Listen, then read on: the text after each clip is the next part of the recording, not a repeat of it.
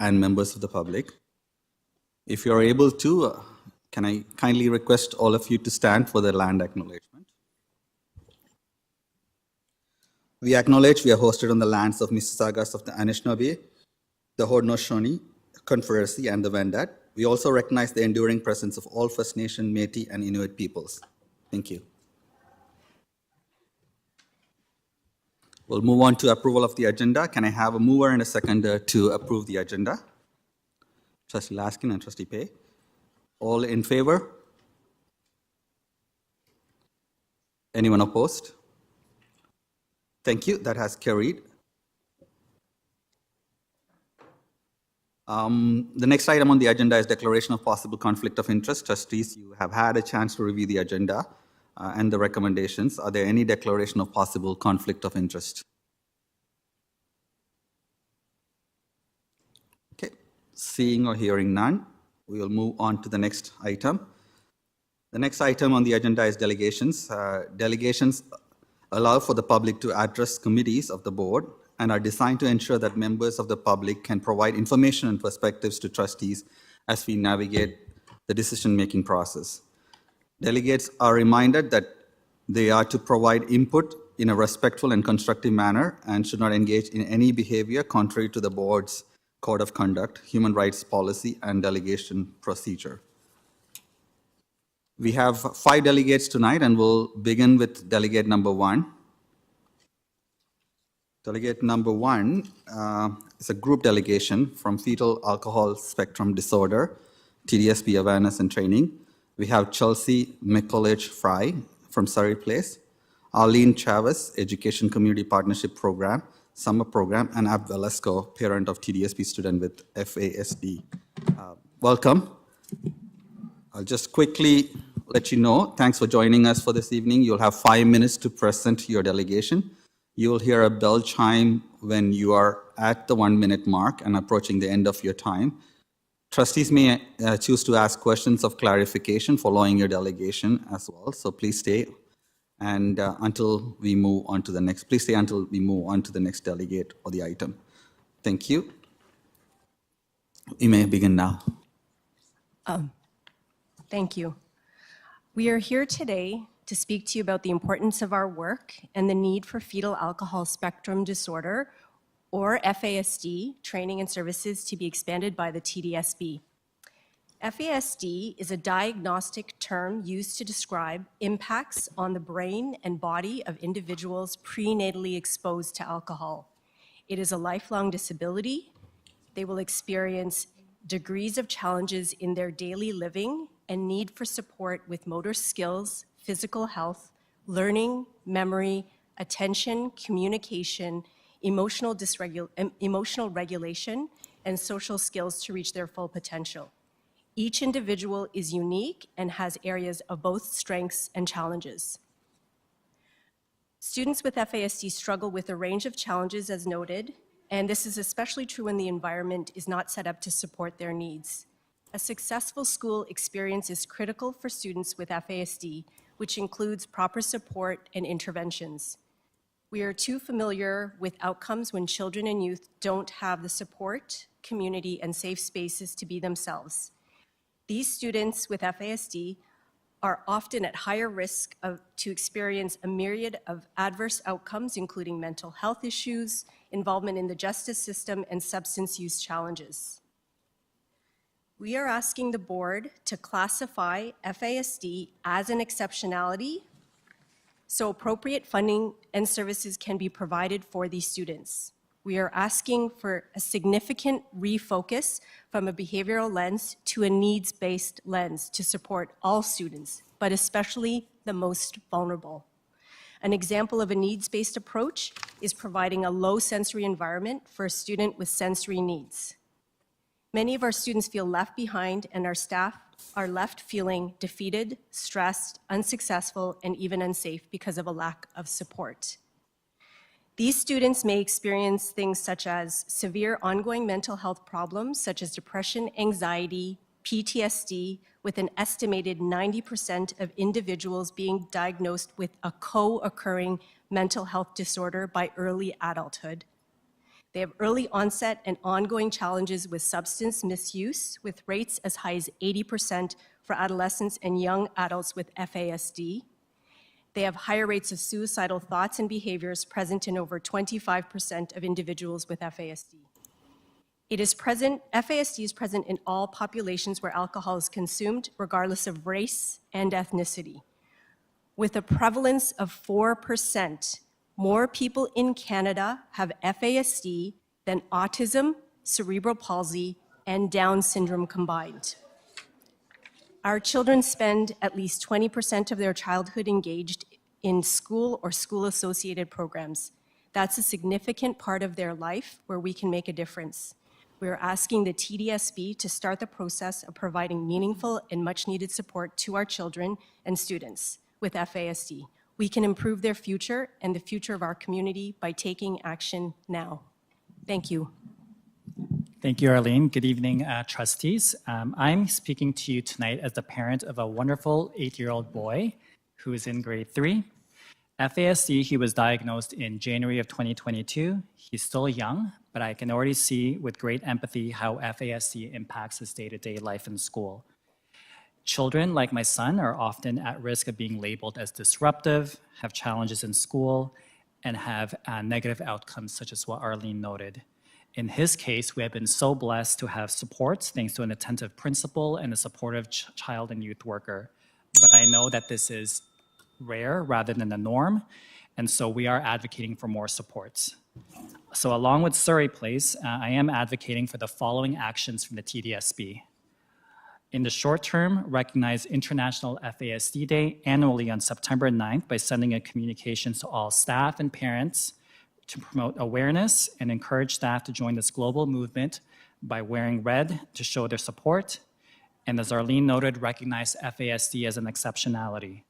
In the longer term, more training focused on FASD and how to support children and youth, increased and continued school supports, and increase the availability of the innovative FASD high school classroom initiative, of which you'll learn more about in the package provided to you tonight. Thank you for your attention and consideration for our delegation tonight. Thank you very much. Thanks a lot for taking the time to come and create the awareness around the students impacted by FASD. Thank you. And if there are any questions from trustees, I have Trustee Laskin and then Trustee Pei. Thank you very much, Chair Shen. Thank you very much for your deputation. I just wonder, for clarification, do you think it's up to the school board to set exceptionalities, or is it provincial?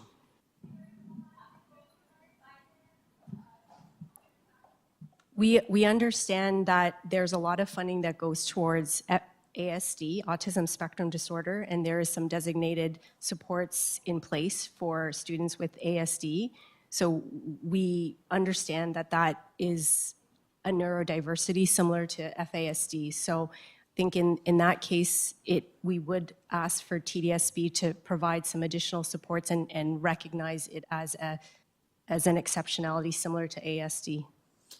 Thank you. I'll check with staff. Appreciate that. I'll also add, I think this is a group that has a lot of influence in advocating as well, and I think you have as a parent, I think we would hope that you would also advocate and recognize that this is an important community that requires supports and the school staff that supports these students as well. Thank you, Trustee Pei, and then Trustee Chair Jonas Lin after that. The deputation. I just wanted some clarification regarding what's the impact of FASD on the student learning ability. Also, if those students, they put in the cohort with a student who doesn't have this kind of mental issues, what kind of impact on those students?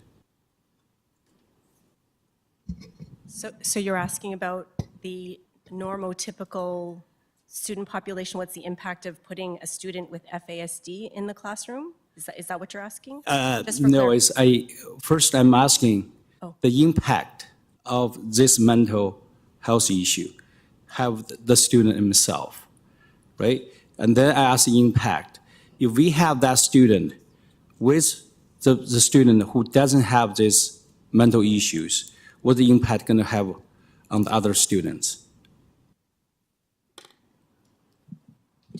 So I'm glad you asked that question because we only had 5 minutes for deputation. I think speaking from the perspective of a parent and from my lived experience, FASD is a spectrum. So it is a brain-based disability based on prenatal alcohol exposure. Every person is impacted differently, right? Yeah. But there's a lot of common behaviors that you see. So it's things like hyperactivity, lack of focus, commonly associated with ADHD, right?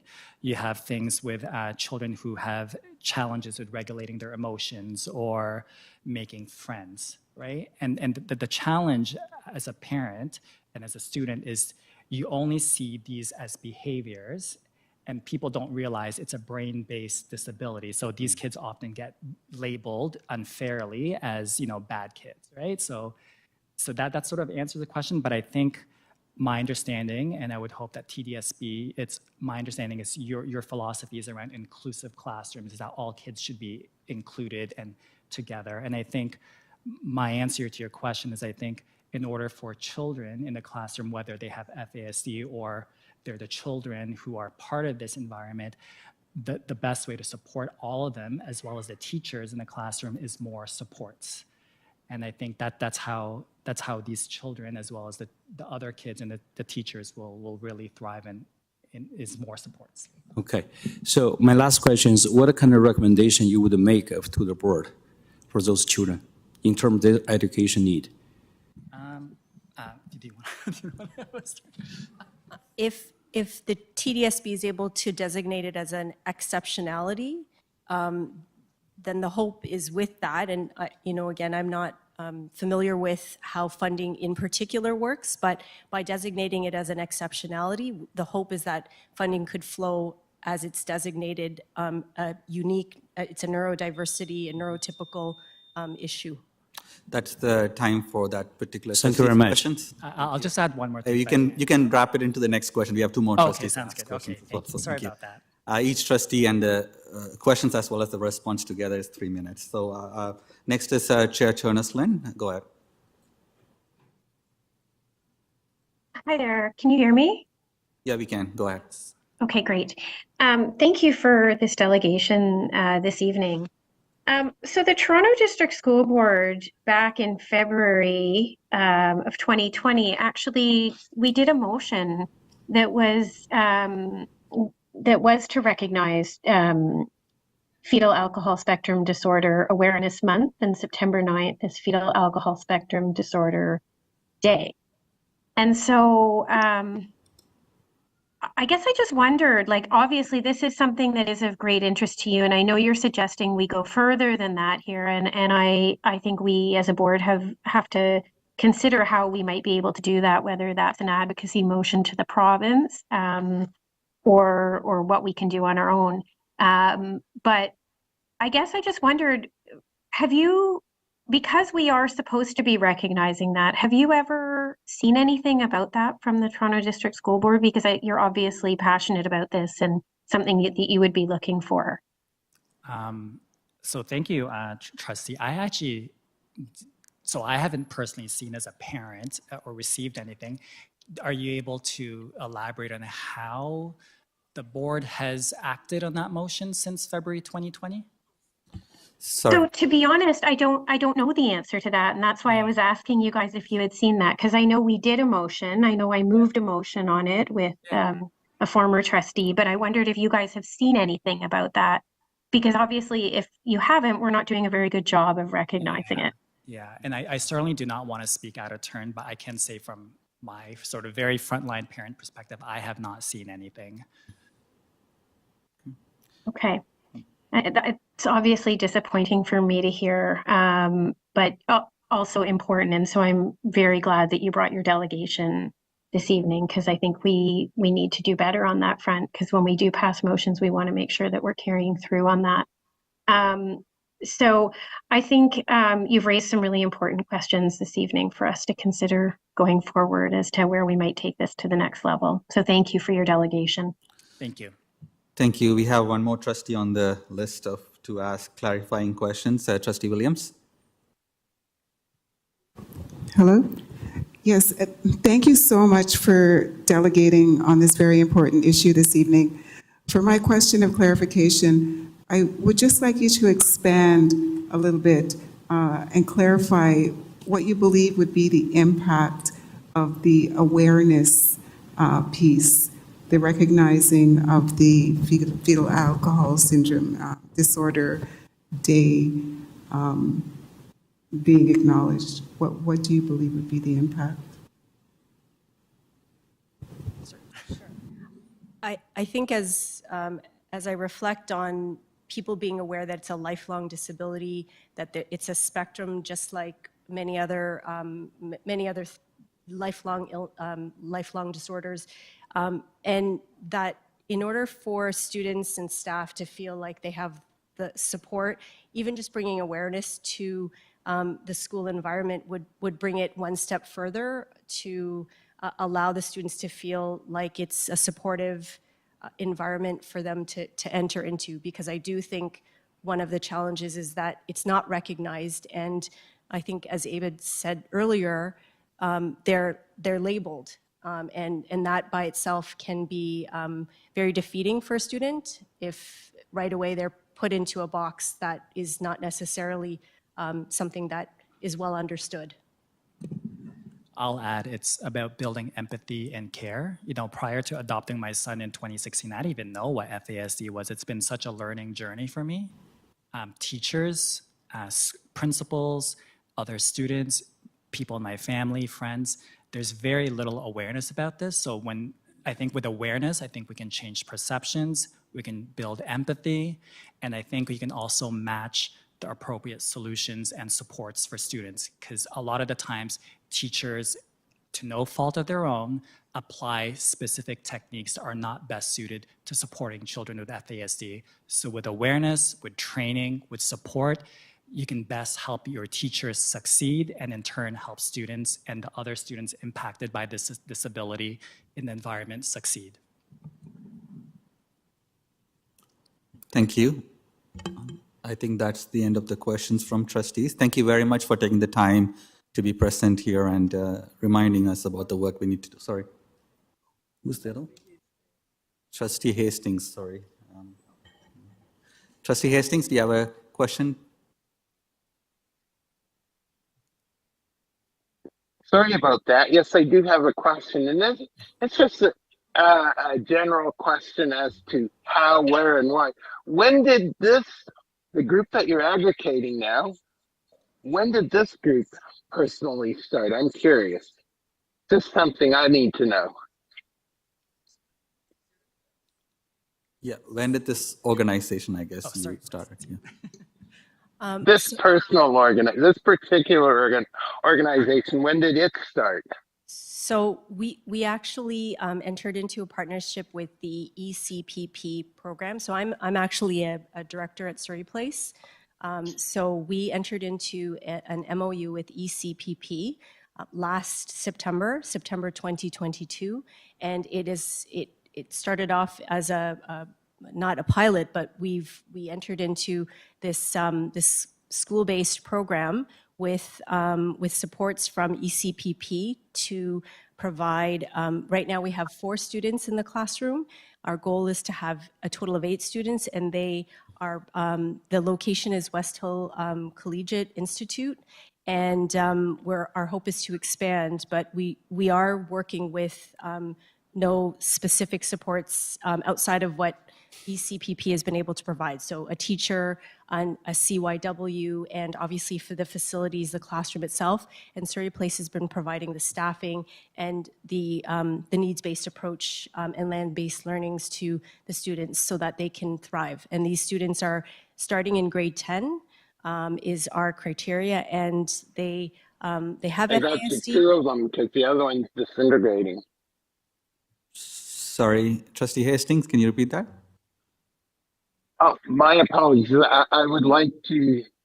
Oh, sorry. I thought I turned this off. I'd like to allow her to continue the explanation. I thank you very much. Thank you. Please go ahead. Oh, okay. Finish up with So our hope is that we can provide additional supports. We are limited by the obvious, which is funding. This is pulled together with funding that Surrey Place has provided, but we need to expand in order to get to our goal of 8 students, 8 high school students with, again, with FASD, or they may be diagnosed with FASD, but that's a piece that we're working on. And we have a lot of sort of built-in supports at Surrey Place, but because this is really a new classroom for these students, we're building it as we continue to provide the support to students. So I think by having some dedicated funding and awareness and providing an individualized approach to these students, it would really help build up the classroom to meet the goal of providing support to more students. Thank you. Thank you very much. That's, I think, the end of questions from all the trustees, if I'm right. Thank you again for taking the time, and looking forward to continuing the conversation with you at future times. Thank you. Thank you for having us. Thank you. All right, we now moving on to delegate number 2. We have a TDSB parent, Michael Danishevsky. Michael Danishevsky. Yes, hello. Hi. Can you hear me okay? Yeah, welcome, Michael. Thanks for joining us this evening. You have 5 minutes to present your delegation. You'll hear a bell chime when you are about 1 minute mark and approaching the end of your time. Trustees may choose to ask questions of clarification following your delegation as well. So please stay on the line after the presentation for possible questions. Thank you. You may start now. Okay, thank you. Go ahead, start. Thank you. I want to begin by asking a question, and that is, how many people does it take to schedule a SEPRC meeting? Take a moment, think about it, come up with a number. So I started the process of trying to set up a SEPRC meeting 12 months ago.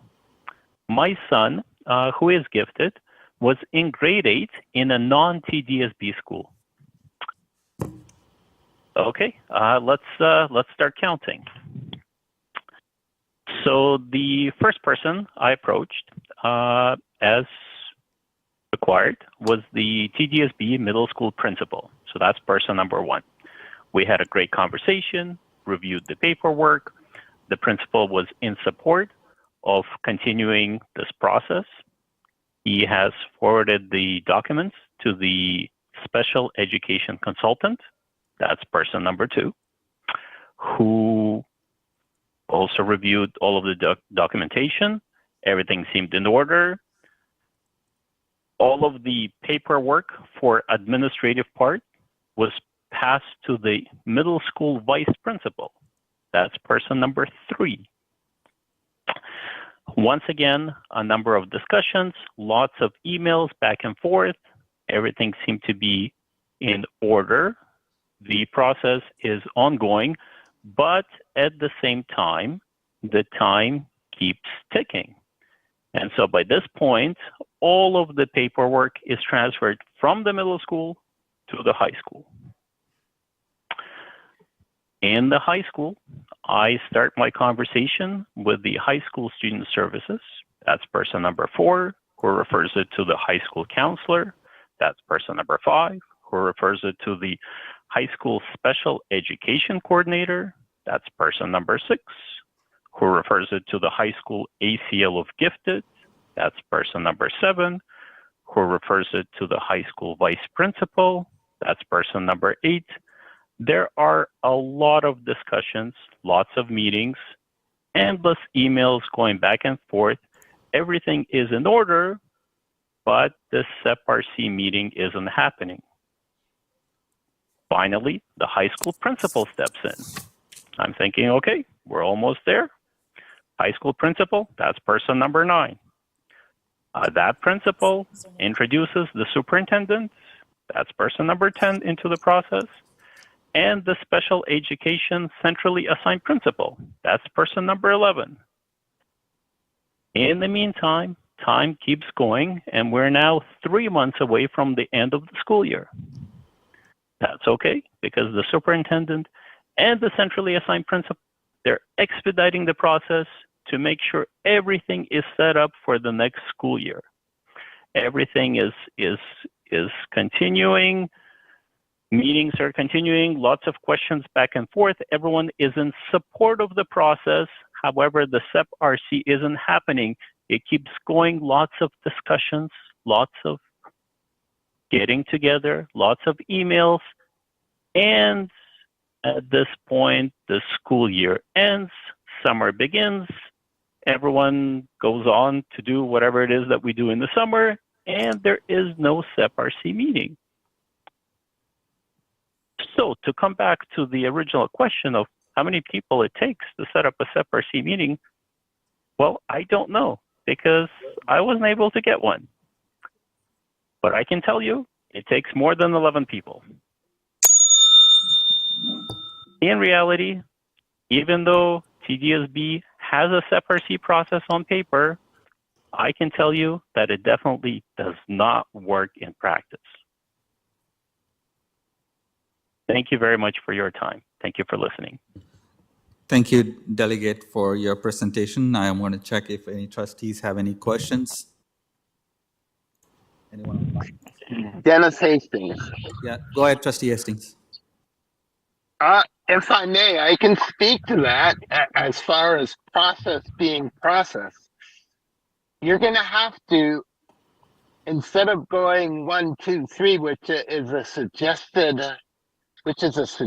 item, you're going to keep going day after day because sometimes we get really busy and we forget. Trustee Hastings, is there a point of clarification, a question of clarification? That's a point of clarification because you don't want to have many of these phone calls and many of these delegations. And what I'm saying is you have to keep going. If you don't hear from them in 2 days, phone back again. Thank you. Thank you, Trustee Hastings, for providing that advice. But trustees, during the delegation time, there'll be questions to the delegate. Thank you. If I may respond to that, if that's okay. Yeah, go ahead. Just, to explain my experience. I mean, thank you very much. At the beginning, I was, how should I say this? Quite respectful of people's time. And when I asked for something, I gave them a couple of weeks to respond back to me. I'll be honest, by the time that we got to the point where we're 3 months away from the end of the school year, I reminded everyone on my list twice a week in terms of what it is that we discussed, what it is that they have committed to, and what it is and where it is that we're going.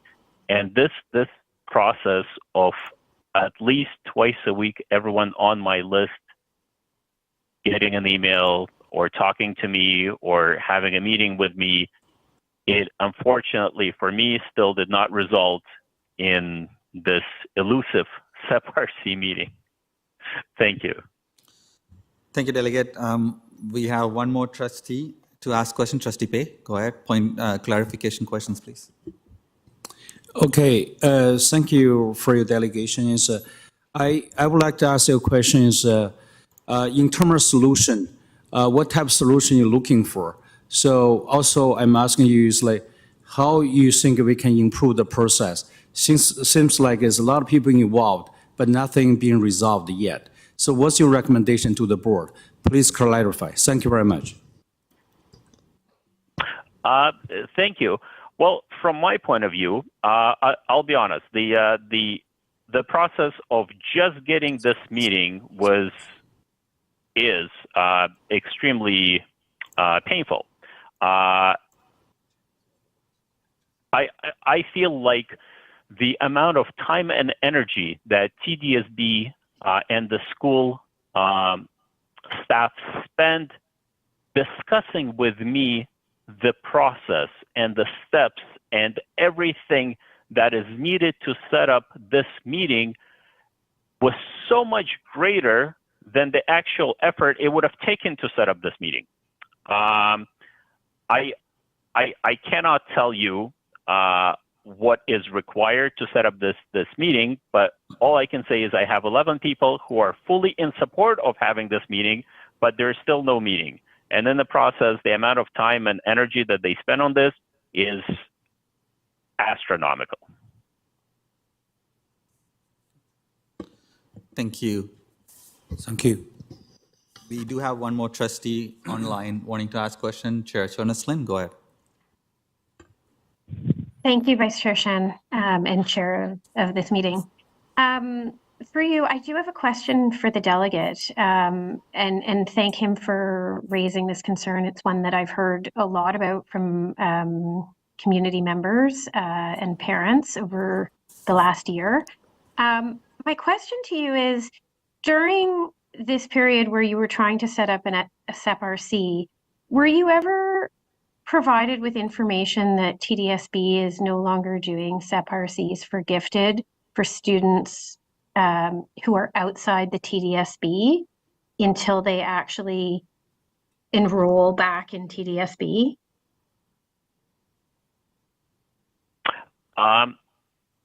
So I can tell you that my experience was actually quite the opposite, where I have received a lot of support from these people in terms of them telling me that I am in the right process, everything is going well, that they are supporting this application, that this is something that is ongoing, that potentially it needs to be expedited, or there needs to be other people need to be involved who also need to review the paperwork. But at no time was the discussion that this meeting cannot happen because of some rule came up.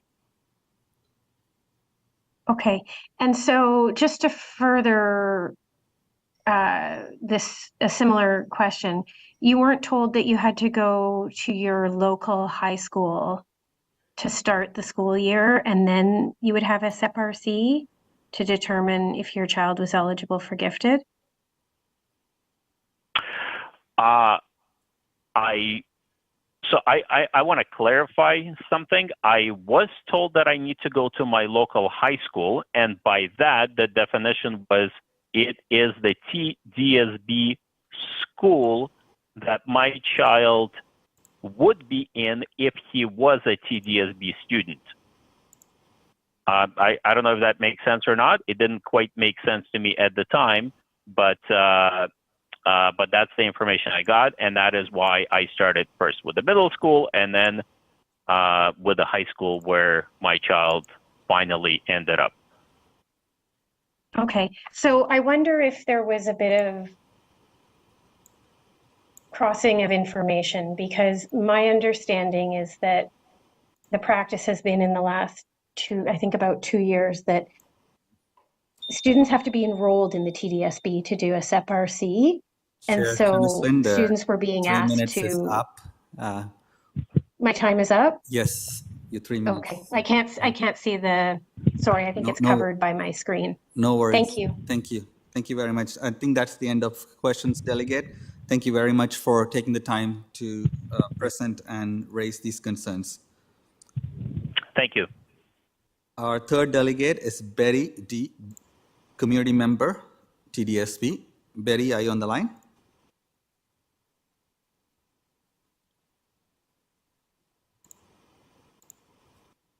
If you're joining through phone, press star 6. What? Star 6 to unmute. Hello, yes? Hi, is it Betty? Yes, it is. Welcome. Thank you for joining this evening as a delegate. You'll have 5 minutes to present your delegation. You'll hear a bell chime when you approach 1 minute mark, and getting close to the end of your time. Trustees may choose to ask questions of clarification after you finish. So please stay online. Once you wrap up your delegation, you may begin now. Thank you. Thank you. Good afternoon, staff and trustees. I am here today to request the reinstatement of the SEP-RC process. This was changed recently without explanation. My name is Betty, and I'm a former TDSB student. First, I would like to share with you a personal story. Over 30 years ago, when I was a TDSB student, my grade 4 teacher, Mrs. Miller, called my parents in and recommended to them that I would benefit from a special education class. However, the class was not at my school and would require me to change schools. Unfortunately, I was not allowed to change schools as I was taking care of my younger brother and responsible for walking him to and from school. This was the reality for many children of my generation. Today, my son is facing these same obstacles to access the special education program, but this time it is the school board that is blocking access. I am asking the board to reinstate the SEPRC process as it was previously. Since October, my family and I have been requesting a SEPRC for our son, and I'm here today, 11 months later, requesting that the board reinstate the SEPRC for students re-entering the board. Last October, starting with our son's elementary school, we did not know the processes involved or who we should call. After 11 months of phone calls, emails, and meetings, and no offer of placement for our son, here we are today at this meeting, still requesting this. In February, a centrally assigned principal called and said it would take 5 months or more for a placement. Last week, the same principal said it may take 5 months for a placement. I told her it is disruptive and unnecessary to transfer a student after 5 months. She said, "My son will be fine." Is this how TDSB supports students' mental health? By putting barriers to access and keeping them out of programs that TDSB identified that they needed to be in? This is not how we envisioned the start of high school for our son. This has been a very stressful experience for our family and much lost time from work to hear the same phrase over and over from TDSB staff. I understand your frustration and I'm sorry I couldn't help you more. I have asked repeatedly, why has access to SEPRC stopped? What was the purpose and who approved it? I have yet to hear an explanation on why the SEPRC was stopped. Blocking access to the SEPRC affects families who need it the most. Those who can afford to pay for extra supports or private school have already walked away, and we are still here waiting for a placement meeting. But this is not just about obstacles put in place to SEPRC. It appears that this is the first step in the elimination of TDSB special education and gifted programs. If it is the case that the plan is to eliminate special education and gifted programs, the TDSB should be clear in stating this. That way students and families can make decisions going forward. Thank you. Thank you very much, Betty, for delegating and sharing your experience. I'm going to see if there are any questions from any of the trustees. Anyone online? No? Chair Cherneslin, go ahead. Thank you. Through the chair, I just have a question of clarification for the delegate. So was your child a TDSB student and denied a SEPRC, or was he in a different board or a private school and denied a SEPRC until he returned to TDSB? I just want to make sure I understand what the issue is that you're elucidating. Okay, sure. So he was a TDSB student up until grade 6, and then he went to private school, and now he's re-entering TDSB and requesting a SEPRC. Cool. So then just to clarify, because it's not that I don't understand the challenges this presents for parents, because I really do. I don't think I'm really sensitive to the fact that we want to have less transitions for kids in terms of when they start high school. We don't want them to have to start at one school and move to another. That's not consistent really with our philosophy of fewer transitions. But what I'm having trouble understanding is your point that it's the students who are at the most disadvantaged, because it's not students who are in public education that we're talking about here? You're suggesting that this is students who've left to go to private school. Am I understanding? I just want to make sure I understand the logic. Okay, so with respect to our son going to private school, there is like another issue that we were offered a gifted placement for grade 7 that was far from our house, and we made many sacrifices to send our son to private school. We were assured by the elementary school that he could re-enter TDSB with a SEP-RC, and that would be a simple procedure. So we are not a rich family. We made many financial sacrifices to send our son. Okay, I just wanted to understand because I was having trouble understanding. I got the impression that your child was in our system, and my understanding, and I do think this is something staff need to sort out, how we make sure students have fewer transitions and end up in the programs that they should be in a streamlined fashion. But I couldn't understand how your child was denied a SEP-RC if they were in our system.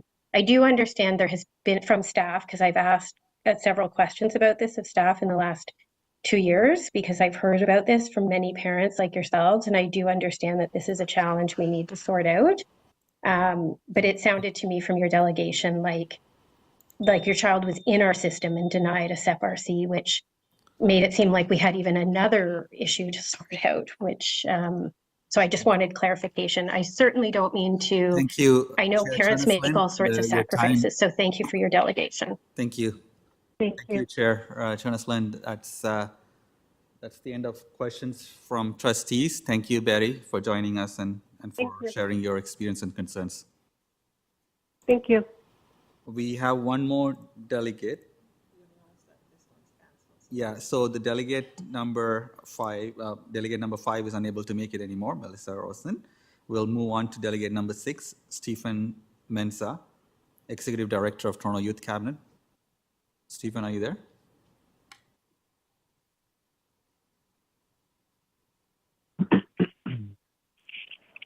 Hello, can you hear me? Yep. Hi, welcome. Thank you for joining us today. You'll have 5 minutes to make your presentation. Delegation, you'll hear a bell chime when you're approaching the 1-minute mark and getting close to your end of your time.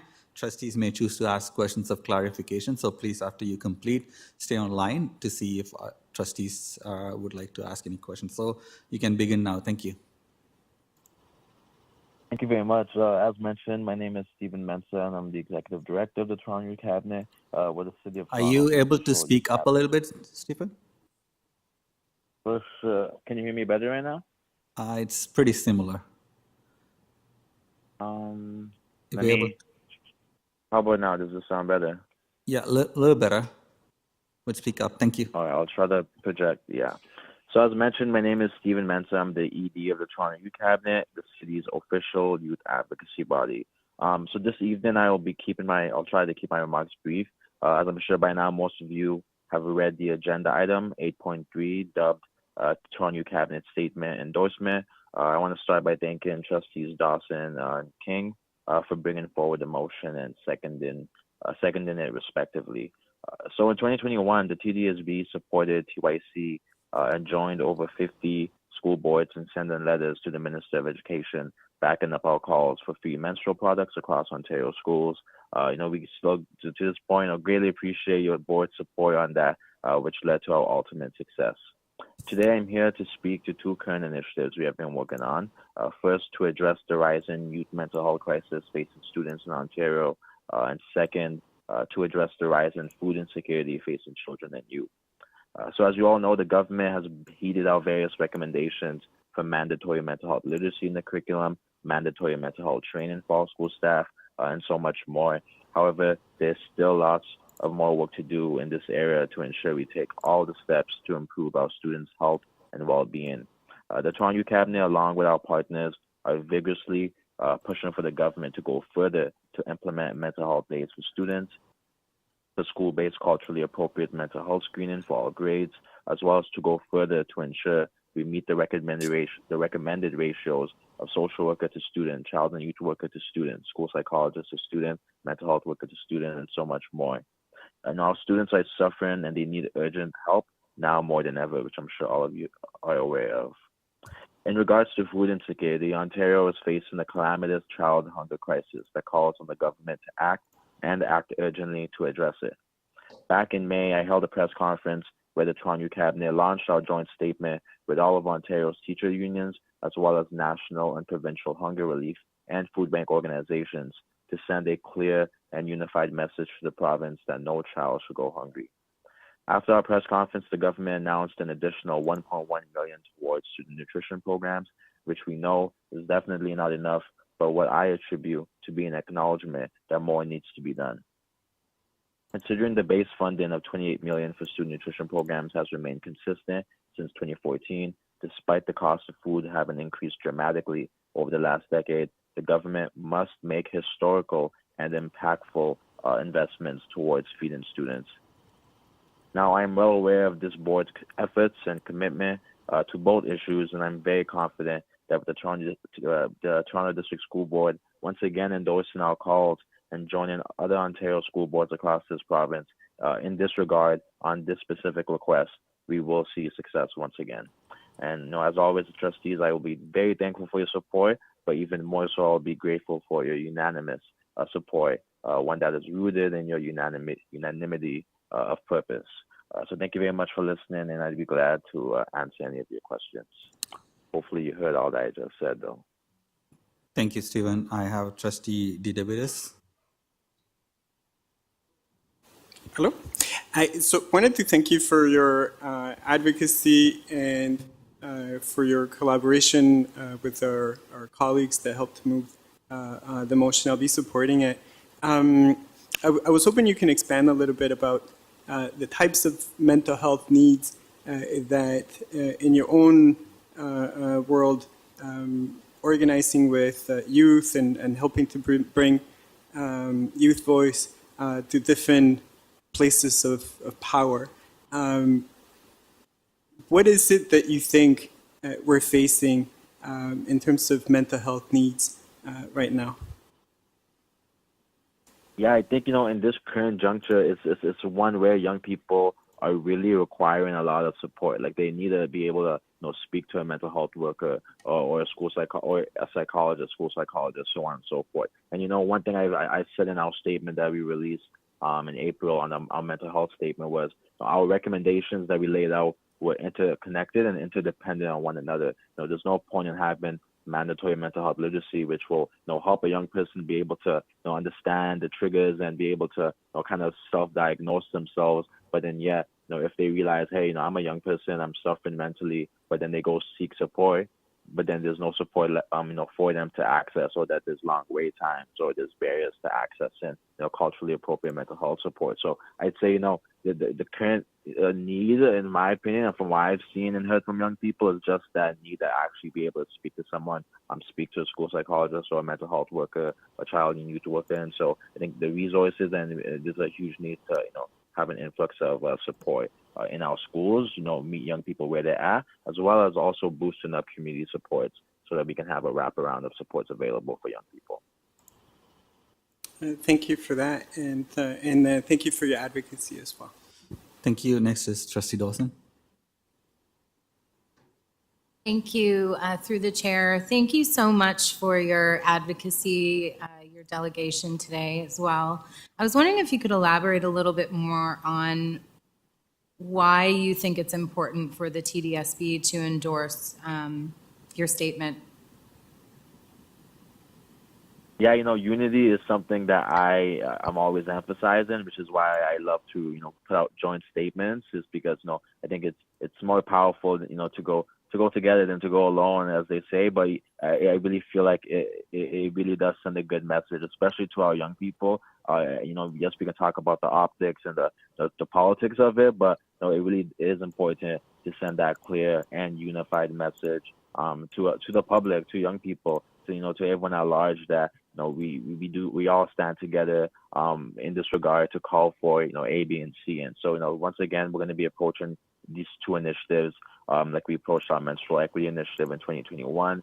And as I'm speaking to you guys right now, over 50 of the 72 school boards in Ontario have already expressed their support and commitment to pass motions in this regard. And now I'm working on getting all 72 because it really is important to once again send that clear message. And with the TDSB being the largest school board in Ontario and Canada, it would be amazing for you guys to join in this respect. Wonderful, thank you. And again, I have to commend you on your incredible advocacy. Thank you so much, Stephen. Thank you very much, Trustee Dawson. Thank you. I think that's the end of questions for you, Stephen. Thank you very much for joining. Very much. Take care. And that is the end of delegates.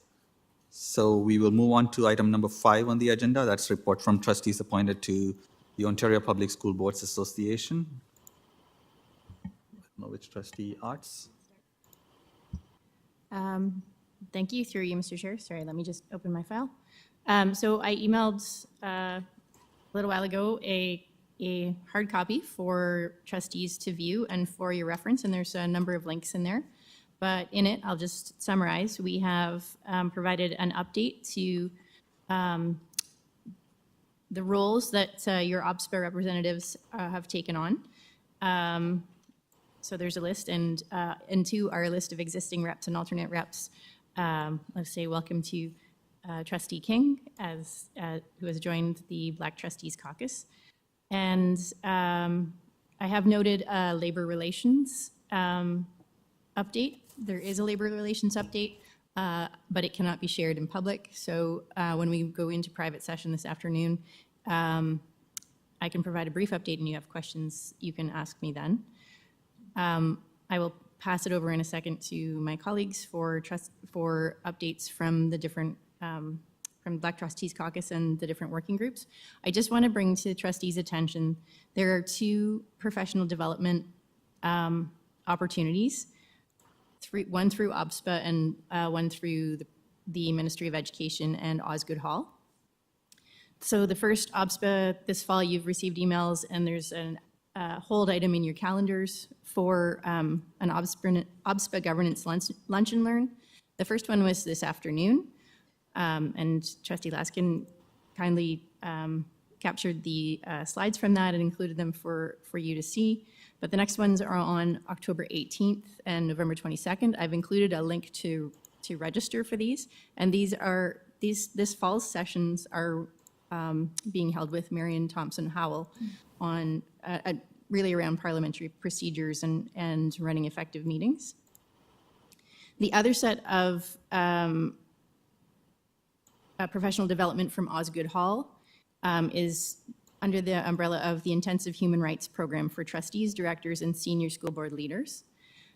This does have a fee associated with it. I've already gone through with our trustee's office to get them a heads up about pre-approval to pay for this. So you can register. The next sessions for those are on September 23rd. And then October 3rd, there's another session. And I've included a link to go and register. And the big one for upcoming dates is that we do have the OBSPA Board of Directors meeting this coming weekend. But after that, in November, so November 4th, we have the fall regional council meetings. And the TDSB is hosting the Central East Regional Meeting. So your OBSPA reps are discussing what we would like to do, where we would like to host. Toronto is a big system. The TDSB is a big system. There are lots of options. The regional meetings are for all trustees, not just your OBSPA reps, and all trustees from other boards are invited as well. So the member boards come together. It's a great way to network with our regional boards. And so if you would like to be involved in planning, or if you have ideas, want to help host, that would be awesome. Please let me know. And I will pass it over to Trustee Dawson.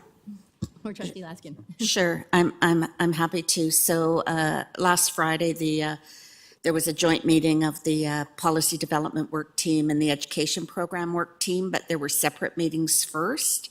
And the policy, a synopsis of this will be in the Board of Director minutes, which all trustees will receive after the fact. But just so to let you know, I was honored to be elected chair of the Policy Development Work Team. We had a long conversation about the legislative update and what was happening over the fall for the government. We discussed the local governance survey, and we reviewed the draft PowerPoint for Local Government Week, where we go into grade 5 classrooms as appropriate and talk about the role of the trustee. If you've not done it before, it's really a very fun experience to talk to grade 5 kids about what we do and from the system. We had a financial update, and then when we joined our colleagues, we had 2 guest speakers. We had an information session from the Associate Deputy and the Director of the Capital Branch on the capital funding priorities. And they went over the memo, which is included in the board package tonight. We'll be having conversation about that. And the members got to ask questions. And then there was another update from the ministry on the mental health literacy modules and the student mental health PPM 169. And that was always also very welcomed, and there were great questions asked by trustees. And then there were 2 presentations by actual OPSPA staff. One was following in the footsteps of what TDSB has done and other boards. It's how they will be applying an equity lens to all their policies and policy reviews and decision-making. And another very good presentation on the governance structure of OPSPA, which also included a very detailed description of the bargaining process, which at the next, I'm sure at the next negotiation steering committee that would be discussed for trustees that aren't that familiar with OPSPA's role in bargaining. And those are my updates, Madam Chair, Mr. Chair. Thank you. Any other trustees from OPSPA want to add? Any other? I have a report, but did I? Anyone have any questions so far for Trustee Arts or Trustee Laskin on the updates that they provided?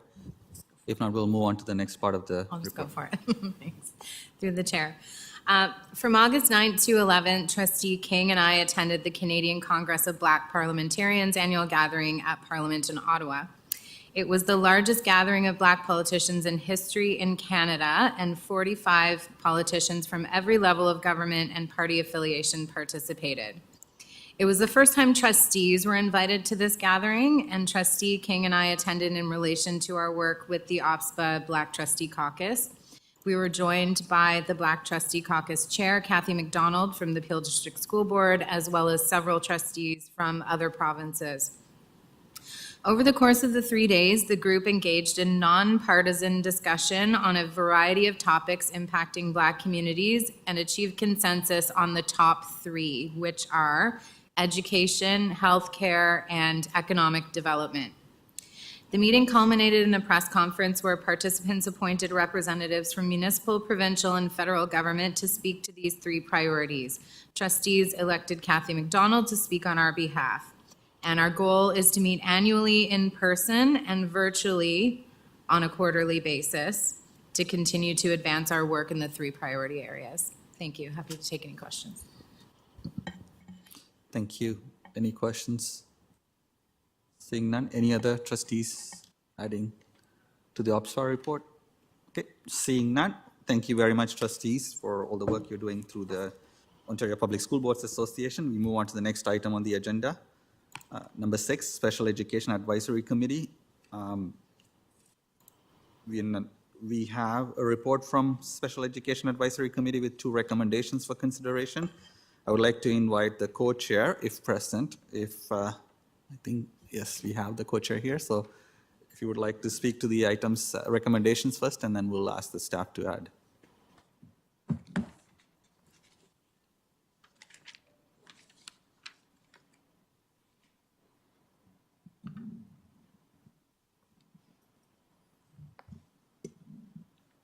Thank you, Mr. Chair. My name is Jean-Paul Ngana. I'm the chair of Tdsb Special Education Advisory Committee. And thanks again for the opportunity to present the report, the Special Education Advisory Committee report. I think the first is a motion, a recommendation that we made back in June about Sept RC. I think that is, I won't go through the report that was presented, and the only thing that I will point out here is a typo in Appendix A. This rate Special Education Program recommendation, but not Special Education Placement Review Committee. And what I would say here, and to add to the report that you have in front of you, is that, all this TDSB made a great, decision, to kind of assess, aspiring student, because aspiring student, before they get enrolled into the system, to try to understand exactly what, if they have any special education needs, and to identify the program that would fit them when they become student, a TDSB student. And before that, before separation, what was happening was really, mirroring the RPIC, process, which is legislated, to do that, to be proactive. I mean, to do that proactive, work. And in 2012, because of it was in 2012, the board realized that it was not the right way to do this, even though being proactive was great, it was not the right way to do it. That's how, the Sept RC, the Special Education Program Recommendation Committee, what started, and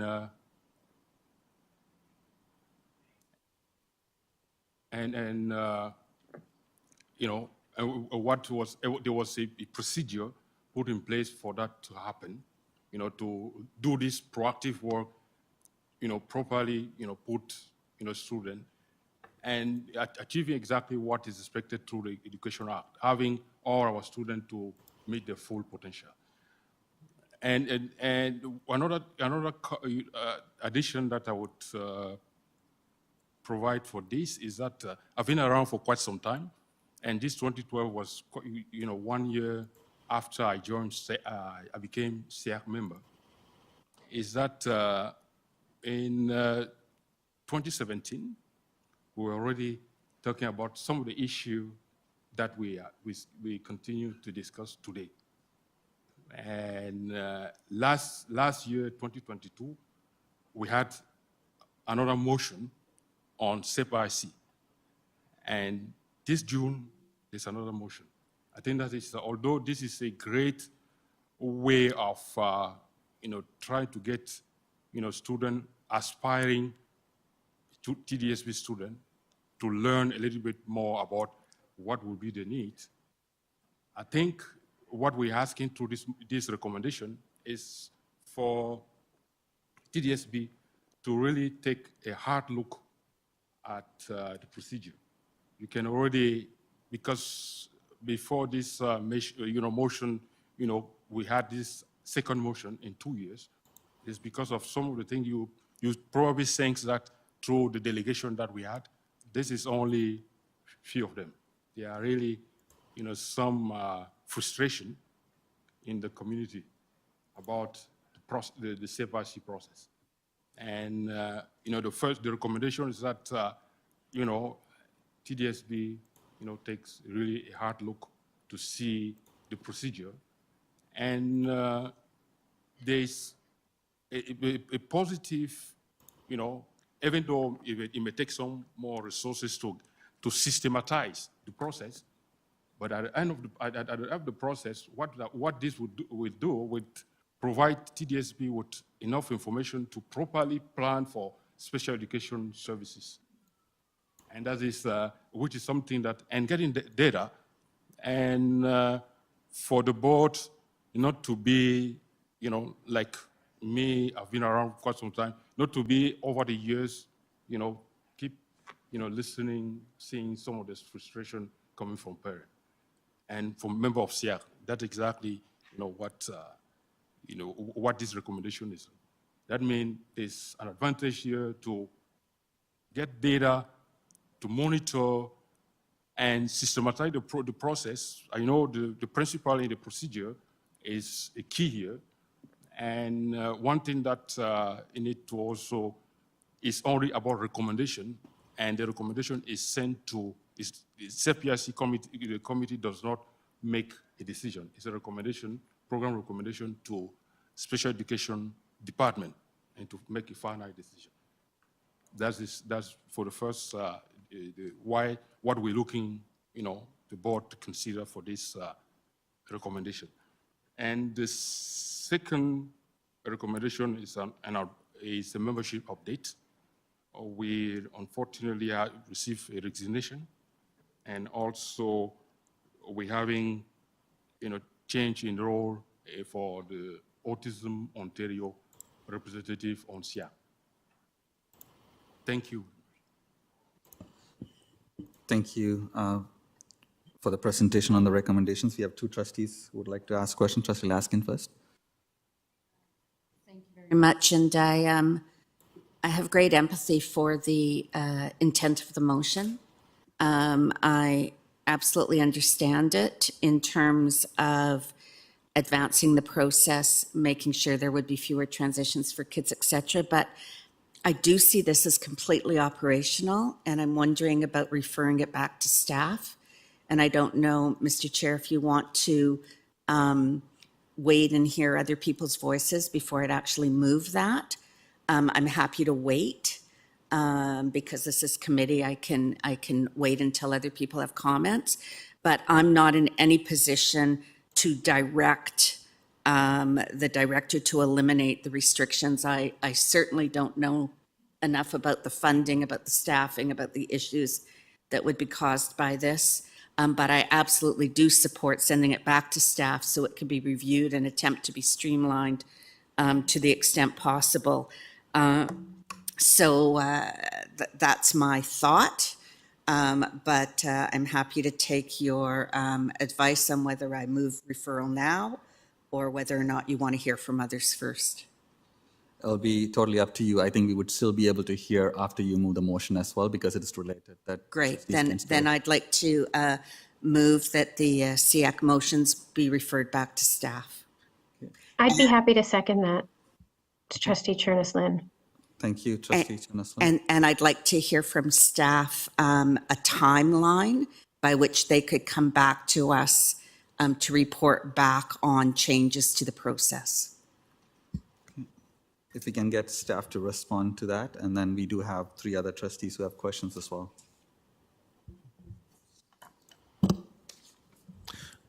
Thank you, and through the chair, staff is pleased with having it referred back to staff at this point in time.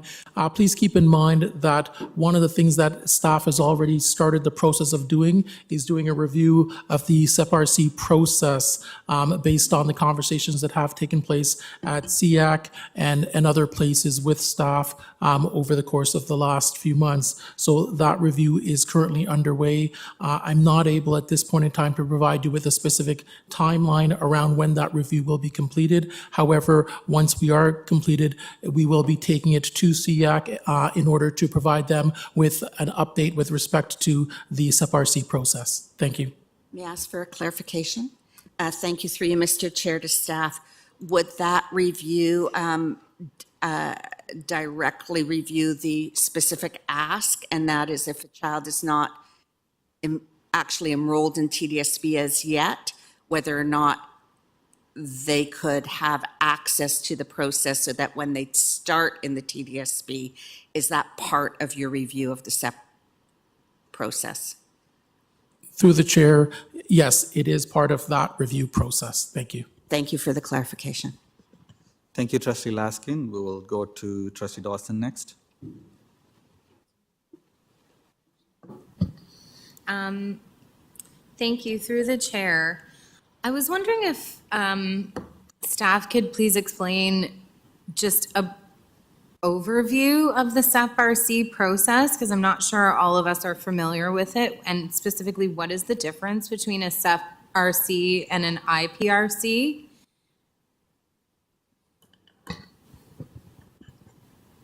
So through the chair, thank you. Happy to do that. I'm going to start off with just some prepared statements because it provides you with the information around the SEP-RC process. So through the chair, the Special Education Program Recommendation Committee, or SEP-RC, is a TDSB-specific operational process that is outlined in the TDSB Special Education Plan. It is a process that supports entry to a school for students with low incidence exceptionalities who are not yet students of the TDSB. A student who is medically fragile, or a student who has complex physical needs, or are examples of low incidence exceptionalities. Specifically, these students are unable to start in their home school for even a short period of time due to their need for specialized equipment and/or specialized support. Some of these students may require careful review of their IEP, medical assessment, and meeting with partner agencies to consider the accommodations, needs, and support necessary to best consider a placement within a TDSB school. A SEP-RC is held to support a strong transition into a school and supports an entry into our board as soon as possible. Staff are hired through the summer months to conduct SEP-RC's meetings for students starting in September. At SEAC, there has been many conversations about this particular process. Part of what's really important around the SEP-RC is that the students are coming from outside of the TDSB, and that they are landing in the TDSB with significant exceptionalities that do not allow them to be able to be integrated appropriately in a home school. Keeping in mind that some of the other exceptionalities, such as MID, behavioral, are all exceptionalities that, based on the level of support and service that we are able to provide, we believe that individuals, we are able to provide them with that level of support temporarily until we are able to actually find appropriate placements for them. Whereas for this particular group of students, it's very, very unique case. When it comes to the identification, placement, and review process, that is a process that parents have an opportunity in order to go through within the TDSB in order to provide the identification of the actual exceptionality and identify what the placement is for that particular student. It's a committee that's chaired by principals in schools, and we work through bringing in psychologists and various other paraprofessionals in order to assess and look at what particular identification would be appropriate for that student based on the documentation that's provided by families and by medical practitioners, and then identifying what are the specific programs within the TDSB that would fit that particular exceptionality, and looking at spacing or spaces that are available and appropriate placement for the individual. So that's the differentiation. So one is really providing it for external individuals, whereas one is already people who are already within the TDSB. Thank you. Okay, thank you. So I have two more questions. You mentioned that staff are hired over the summer to then do SEP-RCs in the September. Can you explain a little bit about what they then are doing over the summer? And then my next question is, when you say coming outside of the TDSB, would that include students who are attending special education programs in another district? You then, through SEP-RC, require them to go, or they are not entitled to a SEP-RC. Is that correct? So through the chair, SEP-RCs are initiated based on individuals coming into the TDSB. Whether in most cases, they represent individuals that have already been associated with other agencies, organizations external to the TDSB, and they will be coming into the school board and require a significant level of support. So if they're coming from other boards, they don't go right into the same spec ed program that they were in their other board. They have to go through an SEP-RC with the TDSB before they can get a placement. So through the chair, different boards provide different levels of service and provide different types of programming. So, of course, we try as best as we can to provide the similar type of alignment, but that isn't always the case with every board, and not all boards provide the level of service that we do in the TDSB. Thank you. Okay, thanks. So I have to say that I do have students in my ward who have been unable to access the SEP-RC process, potentially to their detriment. I look forward to learning more about specifically what complex needs actually entails, but I would support this motion from SEAC. Thank you. Thank you, Trustee Dawson. Next is Trustee Earhart. Yeah, so I think I want to better understand. So a SEP-RC, does a SEP-RC meeting have the same composition as an IPRC meeting in terms of attendance? Like, is it the same for like grouping of people that attend a meeting to for that purpose? Is that do we know that at this point? Thank you. Through the chair. So through the chair, I'm going to ask Assistant Superintendent Palmer to respond to that.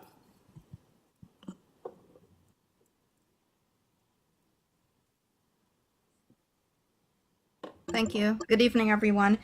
Yes, the composition at a SEP-RC meeting would be similar to an IPRC meeting. And so we have a coordinator, we have the psychologist that would be present, as well as the school administrator, the principal of the school, and the the chair. So it's the same composition that as an IPRC. However, we're not making identification, which is the I, and placement, which is the P, decisions, as we can't. It's a regulated process. It's a legal process. We can't make those decisions at a SEP-RC. We're making a program recommendation, after which the child will have an IPRC down the road to determine exact identification and placement. Thank you. Okay, thank you. That really clarifies. And also wondering through the chair, do we hold SEP-RC meetings outside of the school year and so over the summer months? Assistant Superintendent Palmer, go ahead. And if you could also, yeah. Go ahead. Go ahead, please. Okay, thank you. Yes, we have been trying over the summer months with the willingness of staff who would like to work, both psychology staff as well as coordinators, so special education staff, to hold SEP-RCs over in August so that we can get students into classrooms as soon as possible, immediately, in some cases, come September. A lot of the students with low incidence exceptionalities require transportation, and that is one of the reasons that we want to do this, so that we can get transportation, as an example, in place so that these students can start school right away. Thank you. Okay, thank you very much. I will say, based on what I'm hearing, that I'm supportive of referring this to staff, even though I will say I have constituents that I feel are waiting far too long, trying to get into the TDSB. I will also say I have constituents within the TDSB waiting very long for IPRC meetings that expand over one school year into another school year. And so just based on both of those experiences, I'm very wary to support a motion that could create a queue of potentially August meetings for one constituency without considering another constituency. As I understand, broader IPRC meetings are not held in summer months. And so I think it's very important for there to be a broad review, just a broad understanding from an equity perspective, to make sure that, because everyone is waiting too long in our system, is my view. And I'd like to make sure that we continue to have a needs to really, when we are focusing on student well-being, that we don't, that we get staff assessment for what the implications would be for opening this up at this time. And just thank you very much.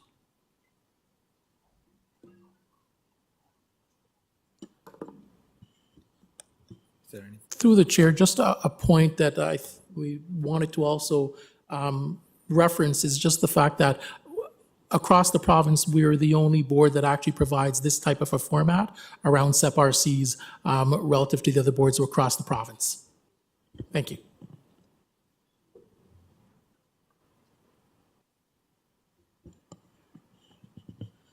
Okay, I do have, are you done with your questions, Trustee Arad?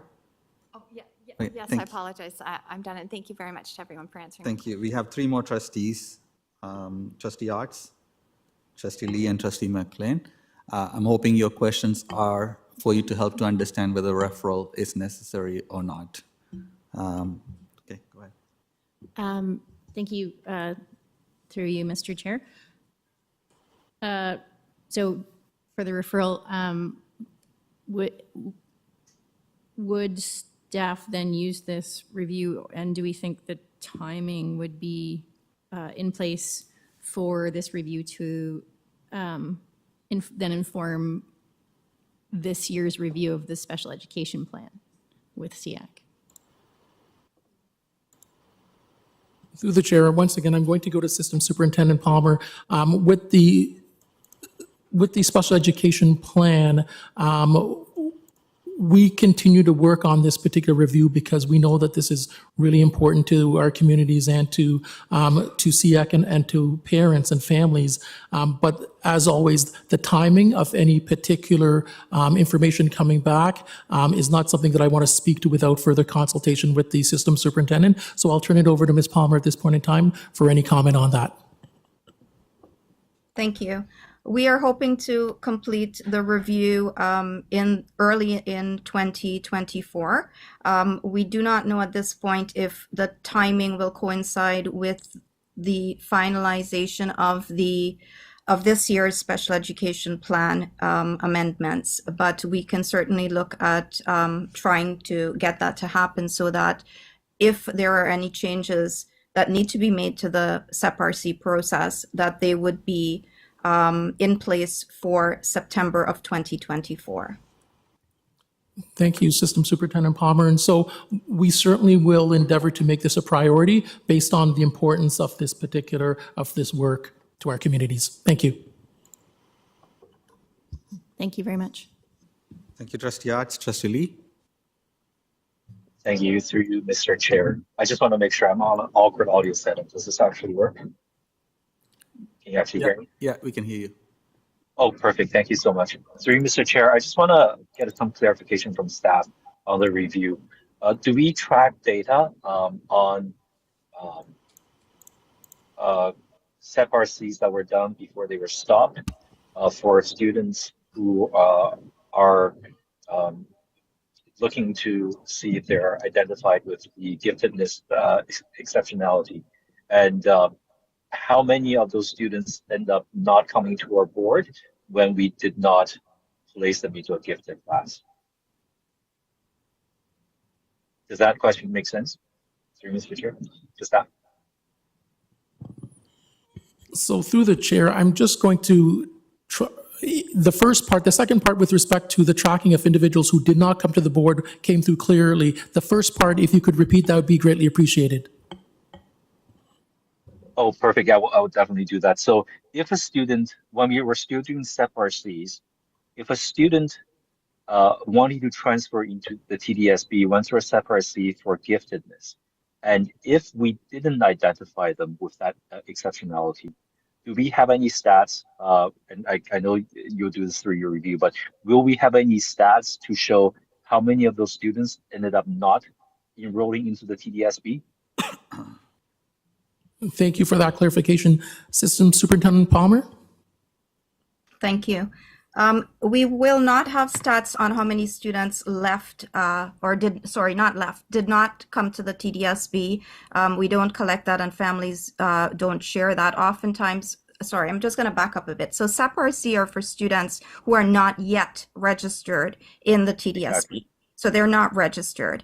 However, it's not for, at this point in time, it's not for students with a gifted exceptionality. It's not for students with a learning disability.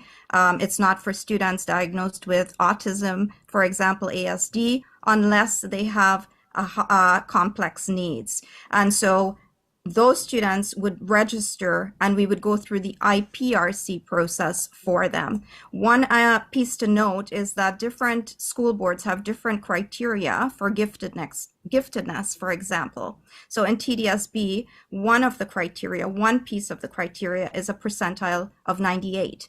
Other school boards have different percentiles. So that is one of the reasons that we need to have an IPRC, because we're not making determinations about a student's identification and placement, whereas another student in the low incidence category they need to be in a specific class in a specific school in order to attend.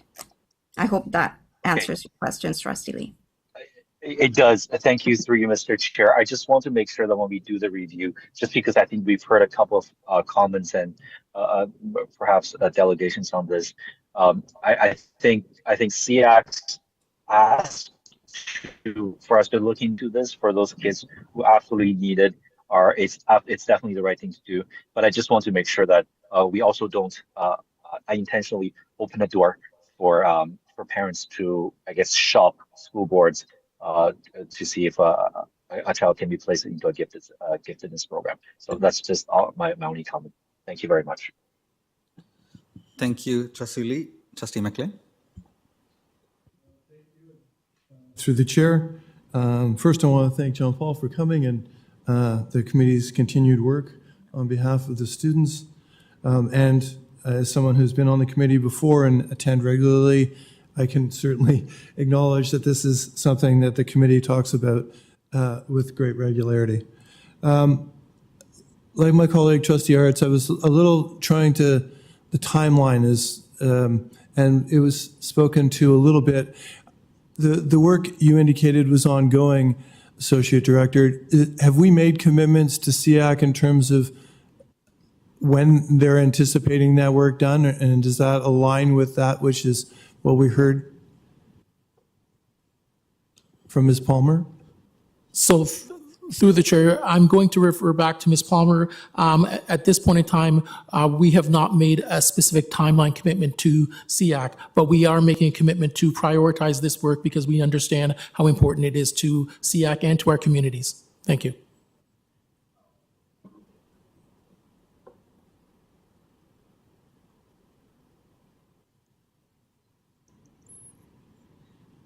Sorry, is it just me or did you throw it to Ms. Palmer? No? Okay. Sorry, that was my fault then. I'll follow up. Then I guess I'll ask the movers in the second, is there a time component to the motion that you're putting forward so that there can be an expectation from SEAC, given the response from Ms. Palmer, giving some flexibility in that, but an idea when they can reasonably expect this to come back to them?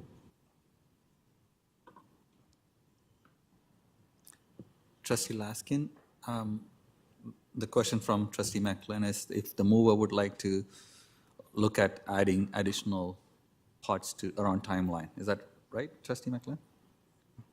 Well, when I moved it and I asked staff, they couldn't give me a firm deadline, so I wasn't going to impose one.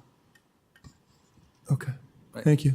Thank you, Trustee McLean. I think that's the end of trustees for questions on this item. There's a motion on the floor to refer the recommendations to the staff. Moved by Trustee Laskin, seconded by Trustee Cherneslen. We'll have a vote on eScribe, if that is ready.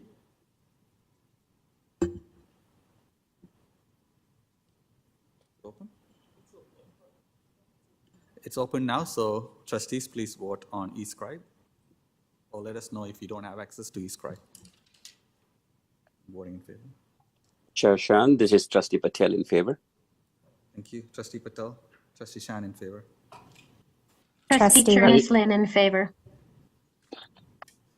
Srikandaraja in favor. Trustee Rajwani in favor. Hastings in favor. Lee is in favor. Trustee Pei in favor. Trustee Erhard? This is for the referral? Yep. Yeah, in favor. Trustee Wong and Trustee Rajakulasingam?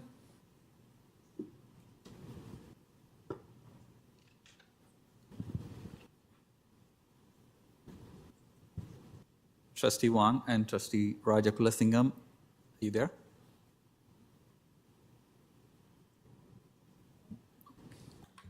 Okay, we'll mark them absent for the vote. Trustee Rajakulasingam has mentioned in the chat that she's in favor. Oh, okay. Her mic isn't working. Thank you. Thank you. All right, that item is carried, so we move on to the next item. Thank you very much, Chair of SEAC, for coming and presenting your recommendations. Thank you, Mr. Chair. Oh, there's another recommendation on membership. So we move on to the 6.2. The referral was just for the 6.1, right, Trustee Laskin? So we'll move on to 6.2. Any questions on 6.2 or on committee membership?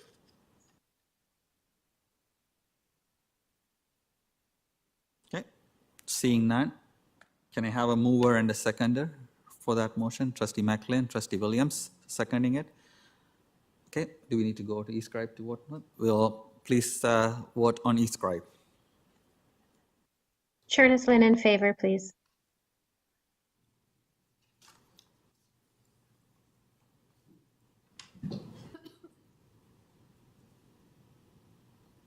Hastings in favor. Shan in favor. Trustee Hassan? In favor. Trustee Lee?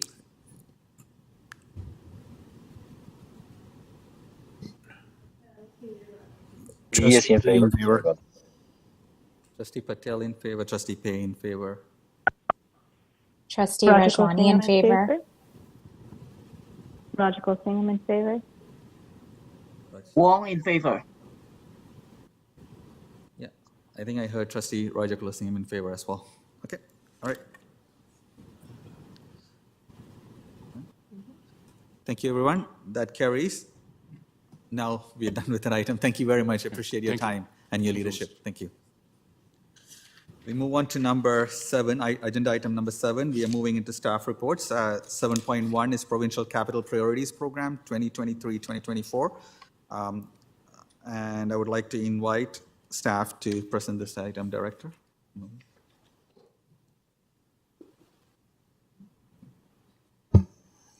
Thank you, and through the chair, I would like to ask Andrew Gowdy to present this report. Thank you, Associate Director. Good evening, trustees, staff, and members of the public.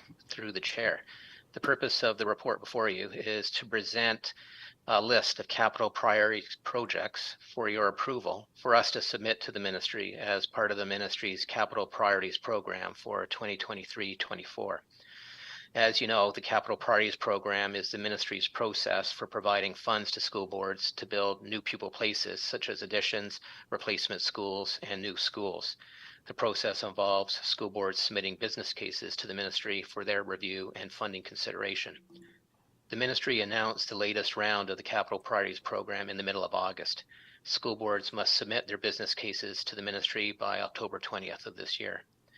As part of the provincial government's efforts to build infrastructure faster, the ministry has made several changes to the Capital Priorities Program. School boards are asked to divide their proposed capital projects into 2 streams. The first stream is projects that are shovel-ready. This means projects that are at a stage in development where construction can begin in a timely manner. These projects require detailed business cases with schedules, milestones, deliverables, costs from a third-party cost consultant, and schematic designs that should be standardized, either coming from a design catalog that the ministry has compiled or be a repeat design, a design that a school board has previously committed. These shovel-ready projects will be considered for funding in this round of the Capital Priorities Program. The second stream is projects that address future long-term growth needs that are not shovel-ready at this time. School boards don't need to provide detailed business cases for these projects, just high-level summary information. The ministry will use these projects to assess future demand for capital funding. These projects will not be considered for funding through this round of the Capital Priorities Program. There is no limit on the number of projects that school boards can submit. School boards may submit requests for childcare capital funding as part of their submissions for school projects. Our list of projects comes from the most recent version of the Long-Term Program Accommodation Strategy, the LTPS, that was approved by the board in October 2022. There are 23 projects in the LTPS. We've divided them into Stream 1, the shovel-ready projects, and Stream 2, the long-term growth needs projects. There are 5 projects that we will submit as Stream 1, the shovel-ready projects, and there are 18 projects that we will submit as Stream 2, the long-term growth needs projects. The ministry requires that the Stream 1 shovel-ready projects be ranked. We've ranked the 5 projects using an equity lens that considers our commitment to truth and reconciliation first and the learning opportunities index second. Sorry to interrupt. Is it possible to increase the mic volume for you? It's been requested by some trustees that we're not able to hear you that well. Okay, is this better? Yeah, that's better. Thank you. Okay. So the 5 projects that we're going to submit as shovel ready, they need to be ranked, and we're going to use an equity lens to rank them. The equity lens considers our commitment to truth and reconciliation first, and the learning opportunities index second. The ranking also considers timeline for initiating the project. The 5 projects in rank order, starting with number 1, are a fully indigenized replacement school for Kapapamachkwe, a replacement school for St. Margaret's Public School, a replacement school for Seacourt Elementary School, a new school on the Silver Hill site in Etobicoke Centre, and an addition for Davisville Junior Public School. There is a description of each of these projects in the report. The Stream 2 long-term growth needs projects don't need to be ranked. The 18 projects are listed in the report in alphabetical order by project name. The report contains a brief, high-level summary of each project. We've divided the 18 projects into 2 groups: self-financing projects that are going to be pursued by the Toronto Lands Corporation in their modernization initiative, and projects that require future capital funding from the ministry. It's important to note that not all of the projects submitted to the ministry will receive funding approval. The ministry has a fixed capital budget that they need to allocate to school boards based on their assessment of where the greatest accommodation pressures lie across the province. Historically, we've received approval from anywhere from 1 to 6 projects in a round of the Capital Priorities Program. In terms of timelines, we will submit the business cases to the ministry on October 20th. We will provide the business cases to the trustees at that time for information. We will also post the business cases on the board's public website. The ministry has indicated that they'll make their funding announcements in the winter of 2024. This concludes our presentation. We'd be pleased to answer any questions you may have. Thank you. Trustee Laskin. Thank you very much to Mr. Gowdy and to the staff for putting this list together. I completely support. I have a couple questions, though, about the memo and changes to the program, the capital program. Specifically wondering about, in the creation of the business cases, are we going to address some of that language? For example, they did talk about urban and innovative schools. That's the first time we've actually seen this, at least in my lifetime, as part of an acknowledgement that it's different. But at the same time, they also talked about, design standards and using kind of a repeater model, which we actually can't do in most of our school sites. When we had the OPSPA PDWT and they spoke to us, I did mention that we ourselves are creating kind of the standards for the intensification, those urban intense projects. And I'm just wondering through you or to the senior staff about, have those conversations taken place? Like, are they going to discount some of our schools because we don't have greenfield sites to be able to do this, standard repeater model? Or will they look at it as a needs base in terms of what the student needs are, as opposed to the sites that they will be at? Has there been any conversation about that? I'm just curious, through you, Mr. Chair, to staff. Through the chair, I can begin, and maybe Executive Officer Pachetti can add to it. We have raised this issue with the ministry. The ministry staff have acknowledged that this is a new process, so they haven't nailed down exactly how they're going to be assessing the business cases, but they have acknowledged that there are some exceptions to the standardized design request. And they've indicated that the standardized design wouldn't be appropriate where boards are asking for additions, or boards are building secondary schools, or for schools in mixed-use developments or joint ventures, but also unique site constraints. And that's something that we encounter a lot in Toronto, are unusually configured sites that are much smaller than sites in the suburbs. And through the chair, I'd just like to add, when we had the discussions with the ministry, I think what they've been finding is that they've been providing funding in a certain year, and then it's taking a lot longer for boards to spend that funding and to construct the schools. So they want to be able to fund schools that will be able to be constructed fairly quickly after the funding is received. So as Planning Officer Gowdy indicated, we have certainly had those conversations. They are aware of the unique challenges that we face in Toronto, and know that we are not able to use repeat designs, or if we could, would use them when possible, but it would be very rarely. So we will work with the ministry throughout the process to ensure that that message is continued to be heard, and that we are not put in any kind of situation where we're unfairly disadvantaged because of the unique situations in Toronto. A follow-up question, Mr. Chair.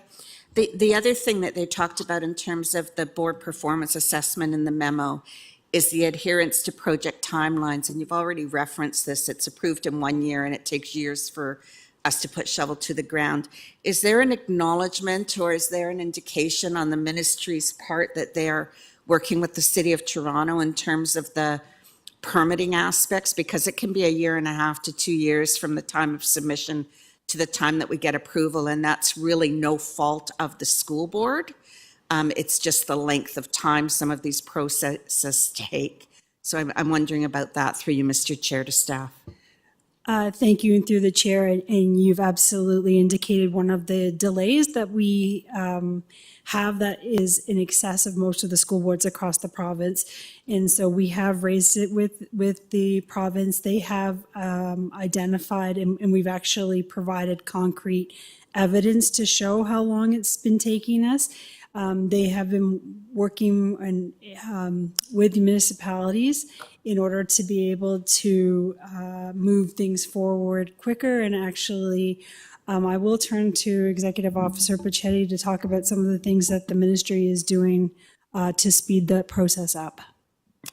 Thank you very much to the chair. So this summer, we actually had a meeting organized by the Ministry of Education, our capital staff, with senior staff from the Ministry of Municipal Housing or Municipal Affairs and Housing, who oversee, as you know, aspects of the Planning Act. And we explained some of the challenges that we face in the City of Toronto, building in the City of Toronto in the process, and there was a good exchange of information there. There have been some changes made, as you are aware, and I think we are looking to provide an information session to trustees to explain what some of these changes are carried in, and I'm hoping I have the correct bill, but perhaps Andrew Gowdy can correct me. Is it Bill 23, Andrew? Through the chair, I don't have that number at my fingertips, sorry. Yeah, so, but we will provide trustees with some update information. There are some changes that have been made to help speed up the process, but I will point out we're building in a city that has older infrastructure. And when we build a new school or replacement school, we are often having to address that aging infrastructure when we put a new building in there. So I would say that technically building in Toronto is more complicated, certainly, than building in a greenfield 12-acre site where all the services are new. And so I think that does lend some time and complexity to our site plan approval process. Thank you very much. And my last question is about costs that you have mentioned. So they're quoting costs in the average range of $360 to $400 a square foot. I'm very curious to know what our actual costs are, or an average of our actual costs to build, because I'm certain they're not $360 to $400 a square foot. Thank you. And through the chair, just as a reminder, that is the project cost, not the construction cost. Okay. And you are correct that we are challenged to build the project and to meet that project cost.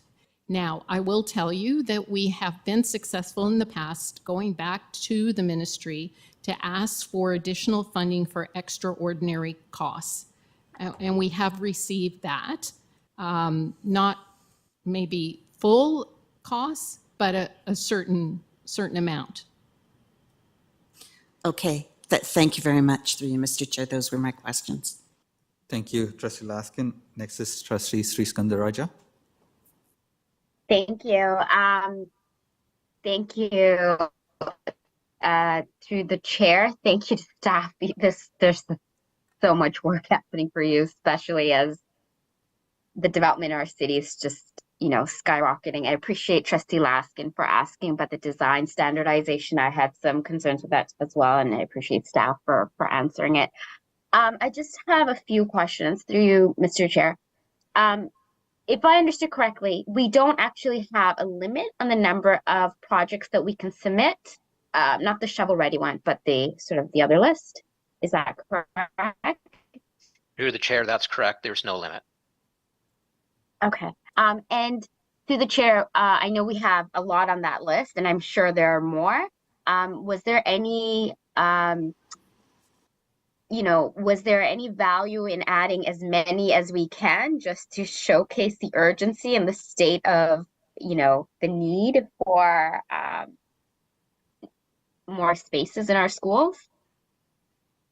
Through the chair, we've added all the emerging capital priority projects that we've identified through the annual long-term program and accommodation strategy.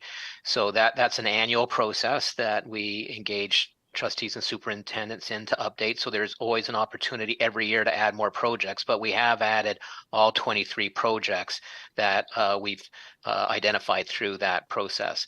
We've identified 5 as shovel ready because those are the ones that we will have the details on to submit to the province for their consideration. So that's one of the limiting factors, is the stage of development of the project, to ensure that we have those details for a sufficient business case for the shovel ready project. Okay. And maybe I'm just understanding it wrong and it's out of the scope. So, we do have a huge repair backlog, and some of it, I imagine, will entail new facilities. Can those projects not be listed under this funding proposals, or is that a separate? Through the chair, that would be a separate funding source and a separate process. The capital priorities program is really focused on new pupil places, and it's to address the most critical, urgent accommodation needs. So the province is looking for the greatest overcrowding that's occurring across the province. So not really a school that might be underutilized, that's in very poor condition. That wouldn't be a candidate for this program. in the memo, the ministry indicates some of the criteria that they use when examining capital projects. And one of them is it's a school that's greatly overcrowded, like one of the board's greatest accommodation pressures. It's over 100% utilized, but it's surrounded by 100% utilized schools too. So there's no opportunity to move students between schools to balance the enrollment. So that's an example of what would be a great accommodation pressure from their perspective. So a school that is not experiencing that kind of pressure, that's in an area that's not experiencing pressure either, but it's just facility condition related, those wouldn't be good candidates for this process. They'd be eligible for other funding sources like school condition improvement. Okay, thank you for that clarification. And I just, yeah. So the other question is, it's just a suggestion on page 3. I just have a small issue. I know and I'm very happy to see our commitment to truth and reconciliation and moving that school to the top of our list. I just have a small suggestion. I know we use the phrase providing a truly decolonized environment. I just have a little bit of reservations with that. I think it's a good step forward, but phrasing in that way to me sounds like we've already achieved that goal, and I think we're far. But yeah, just a suggestion. In terms of my question, through your chair, when is the aquatic center for Davisville timelined to start construction?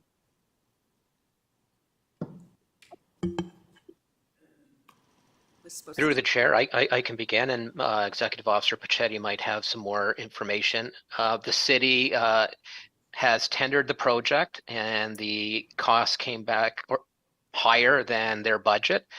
So they are examining the scope, and they've indicated that they're going to re-tender it, and the re-tendering could happen early in 2024. Through your chair. So from that timeline, does it typically take a few years? What are we thinking? Yeah. Through the chair, to construct the aquatic center, it could be a multi-year process. It could take 2 to 3 years to construct.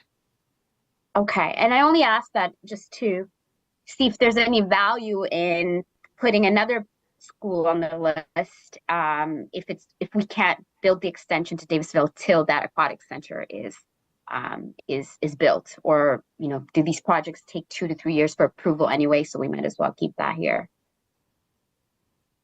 Through the chair, like Davisville still is one of our greatest pressures. The aquatic center is something that impacts timing. Davisville is a project that we will have the information on to build an adequate business case to be considered shovel ready. So I think we are recommending that we stick with these 5 projects, that all the other projects, the other 18 projects, they're not at a sufficient level to be considered shovel ready. For example, many of them require discussions with developers to reach memorandums of understanding that will lead to scope of work to be established and timelines to be created. So those projects, we're not in a position to say that they're shovel ready yet.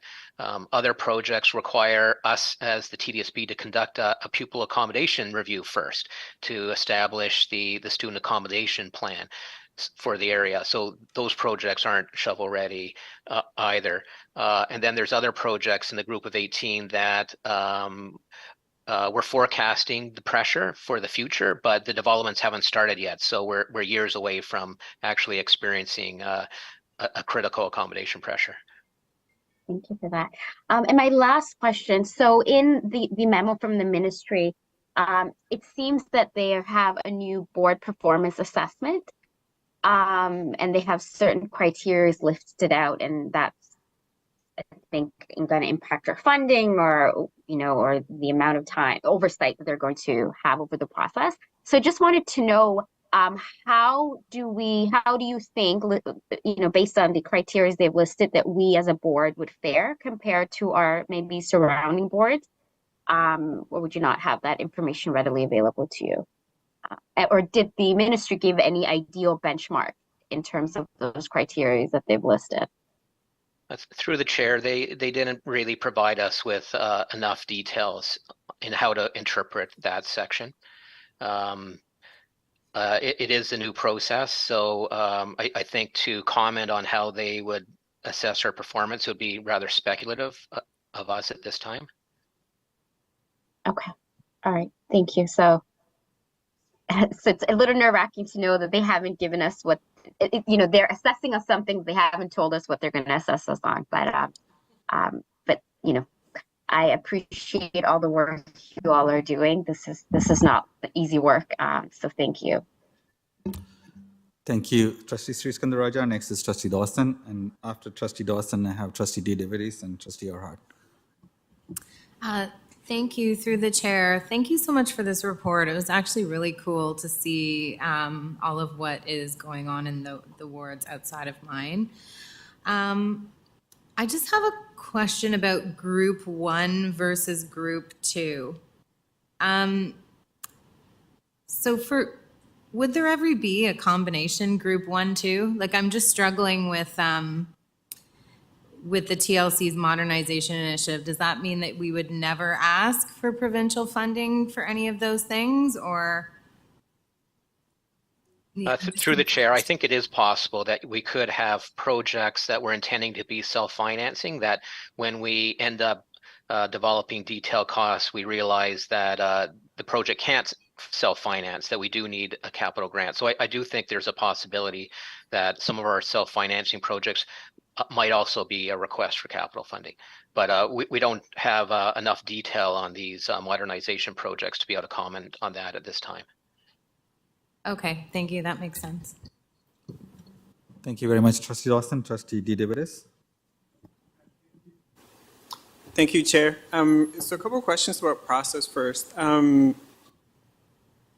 Is the process that's detailed in this memo this year, does it require a greater amount of effort on the part of the school board? Is it in fact streamlined from our perspective?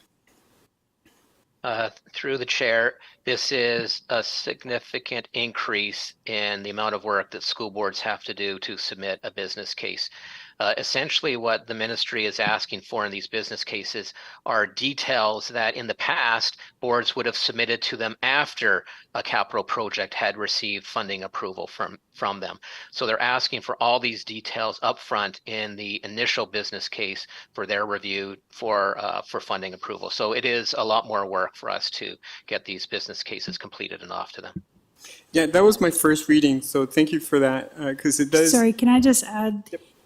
That additional work that we usually do after we receive funding actually costs money too, right? There are things that we have to do, some of the work that we have to do not internally that costs money to be able to submit this business case. So if we don't receive funding from the business case, then we've actually incurred costs to prepare the business cases.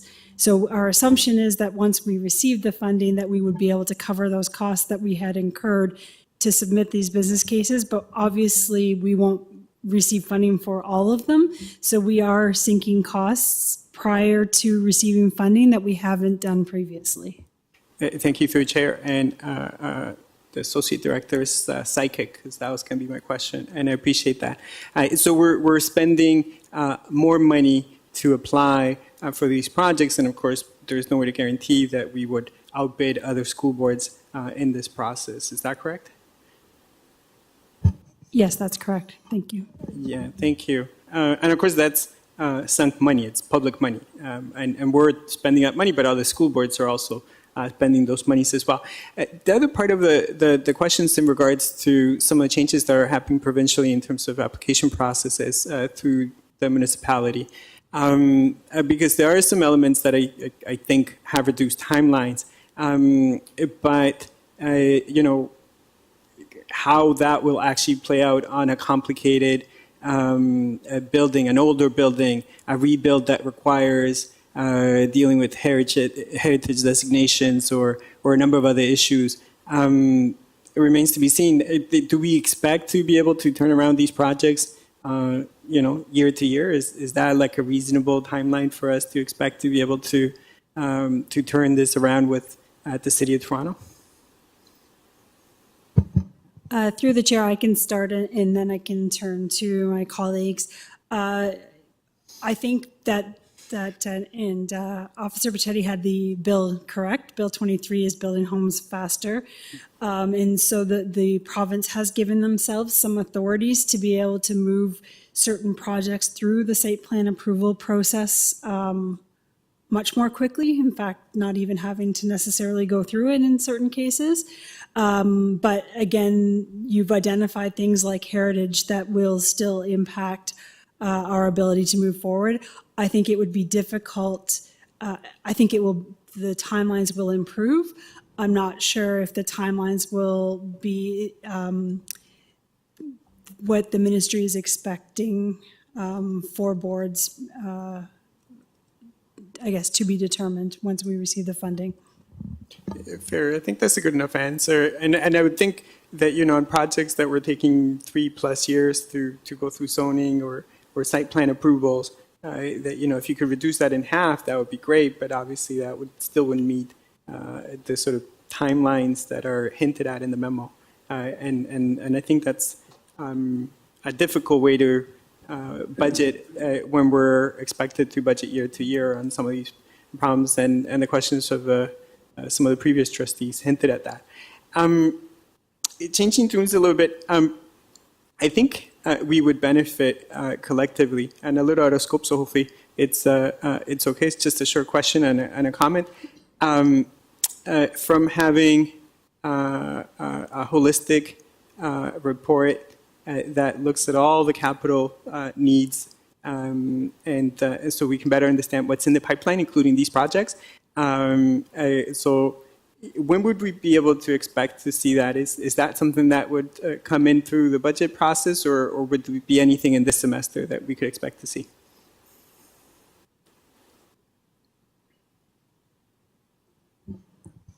Through the chair, I would believe that there will be costs attached that we will have to include, but yes, then through the budget process, we will update through the capital budget process.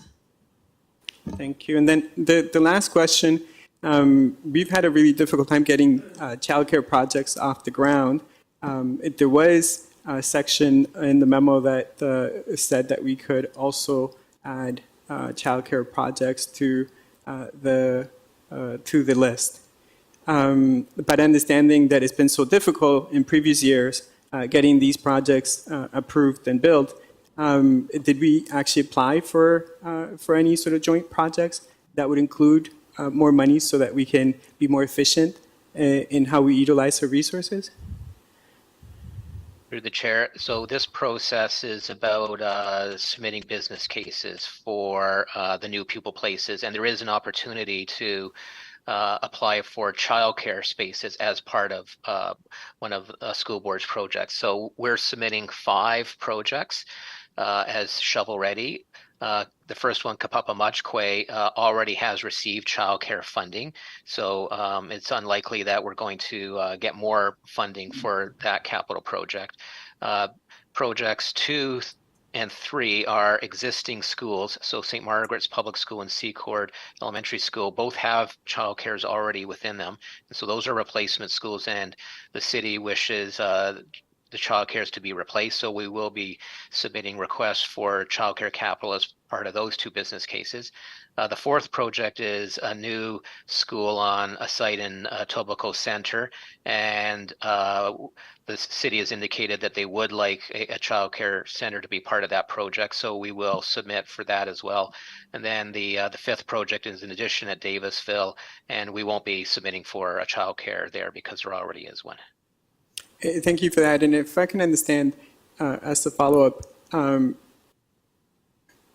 because the processes are complicated enough as it is, how much more of a resource drain is it internally for us to have to collate the different elements together? Is this something that we're trying to pursue, or is it actually in the selection process deterrent for us choosing sites?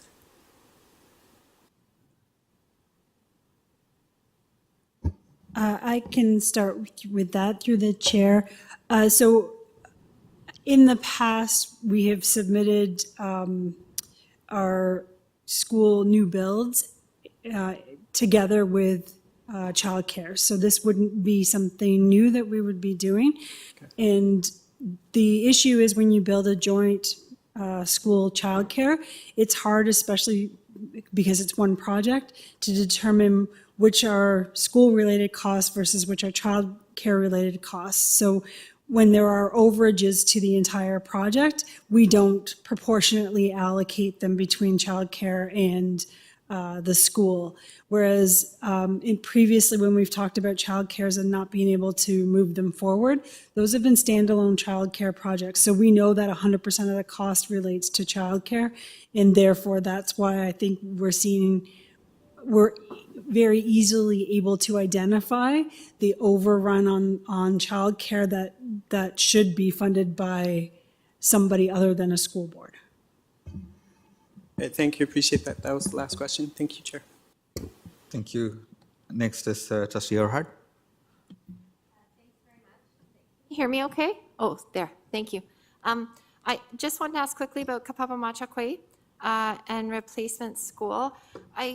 So I think two questions, and just in reading, I observed that the alignment with the requirements I think are challenging, but I think it's wonderful that it's being put forward. I wondered around dialogue with other provincial ministries or with federal departments around opportunities for any joint funding or joint partnerships around this idea for a replacement school through the chair. Thank you, and through the chair. So we continue to have those discussions. We have reached out to different ministries. Everybody is very supportive of the idea. When it comes to funding, there's a lot of finger pointing on whose responsibility it actually is to fund. And so we have not had successful conversations there with regards to funding, although those conversations have happened and will continue to happen. Okay, that's great to hear, and thank you. I'm also wondering about the design standardization and how it applies to a decolonized Indigenous school, and I'm wondering if there's been any dialogue with the ministry on that or with potential federal partners who do all manner of Indigenous infrastructure, including schools. Thank you. Thank you, and through the chair, the trustee is correct in identifying that a traditional school building would not be what we would be looking for our Indigenous students for that specific school. So there will be additional costs associated with constructing a school that isn't in line with necessarily what a traditional school would look like. We have, again, had those conversations with the Ministry of Education, and we continue to have them. We believe that with the additional costs, I think between the ministry and the school board and possibly other ministries to support truth and reconciliation, we would expect that there would be a willingness to absorb those costs.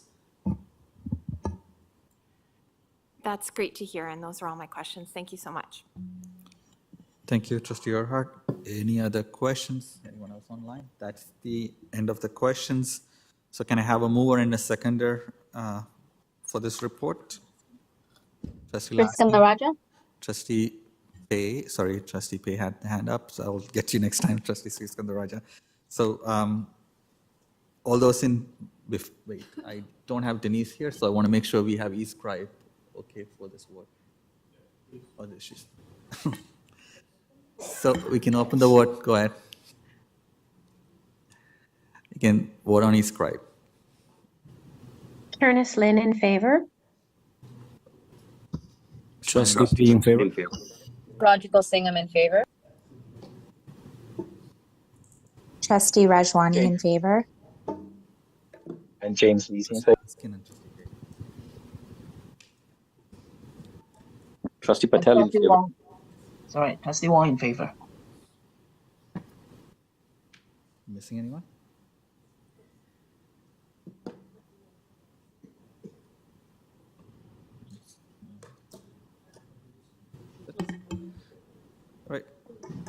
Thank you, everyone. Yeah, wait. Trustee McLean is there. Trustee McLean? Is it Trustee McLean? No. Trustee McLean in favor. Trustee Larka Redmond? Didn't join. There she is.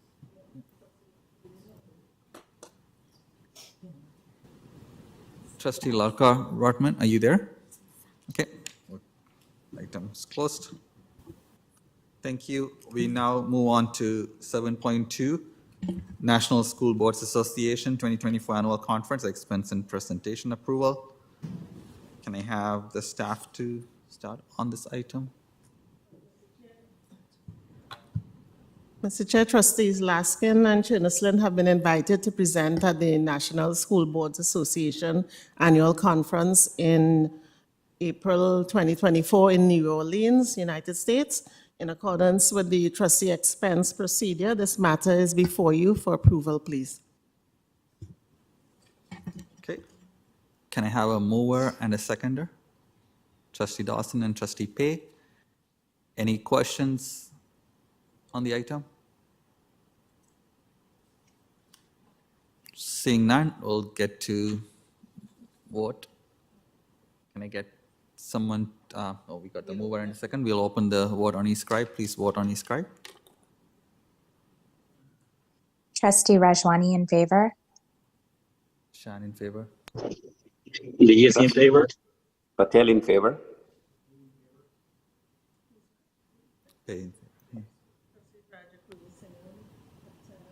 Roger Clothing in favor. I think Trustee Patel, you're in favor, right? I'm in favor.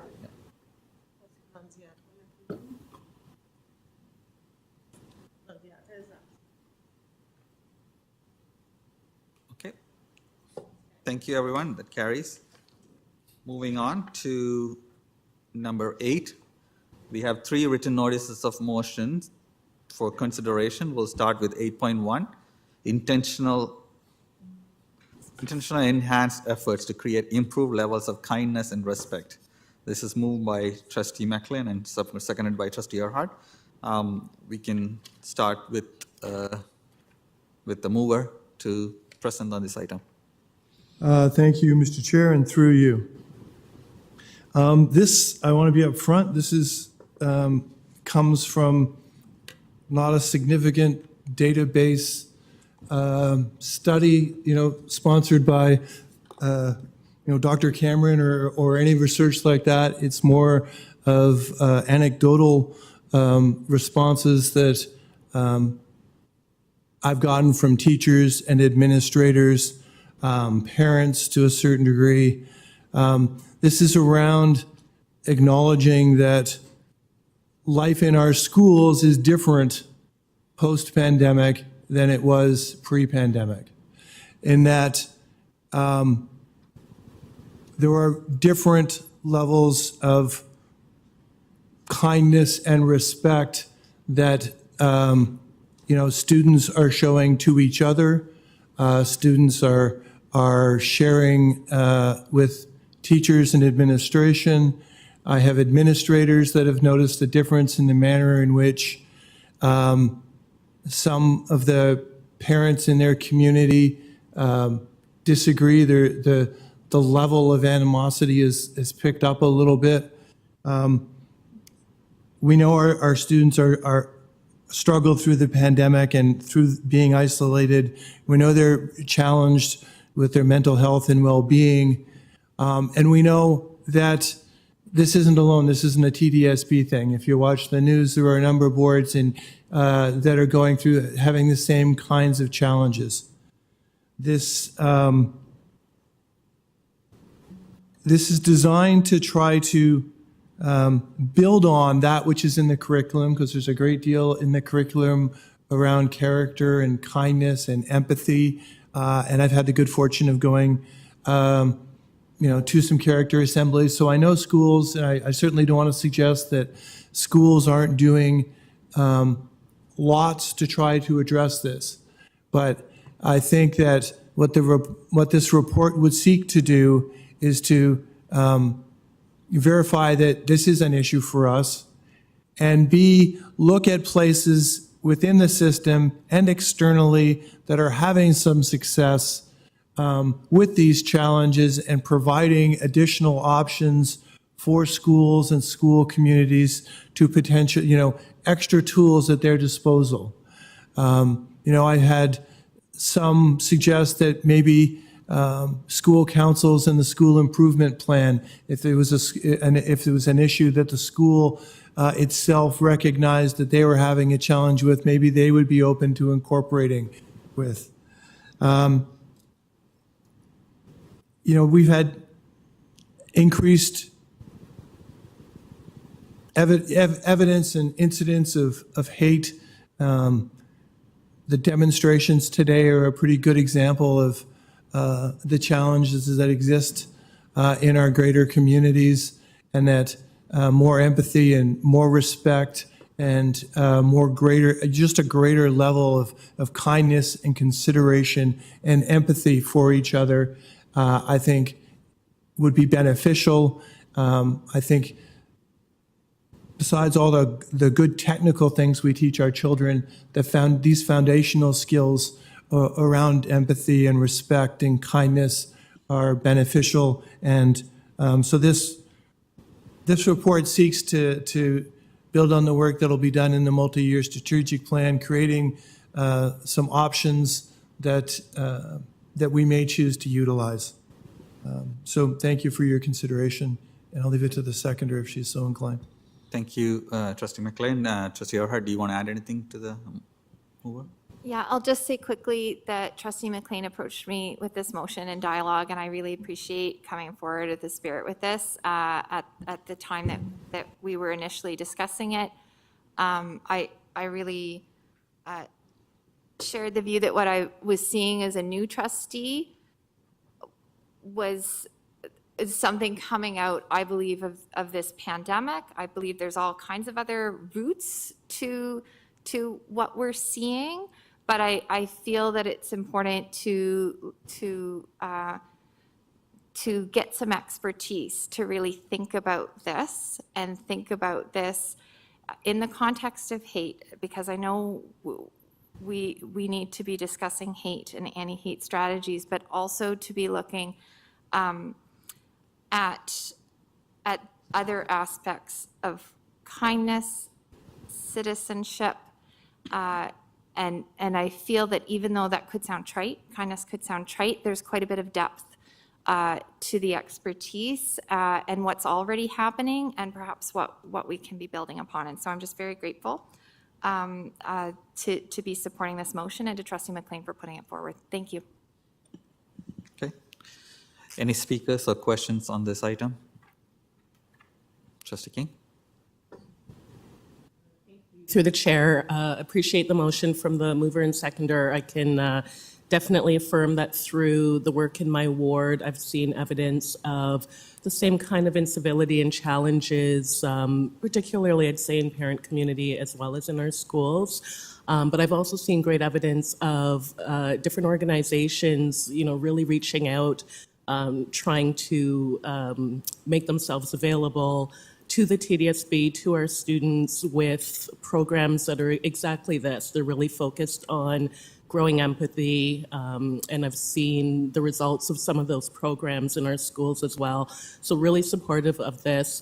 What I'm curious to hear from staff is just a little bit more about who is involved and what the process might look like of gathering some of that information. And I'm thinking specifically about the evidence coming from schools as well. I'm just wondering about who would be involved and what your processes are like to gather that kind of information in this timing that could be reviewed and applied.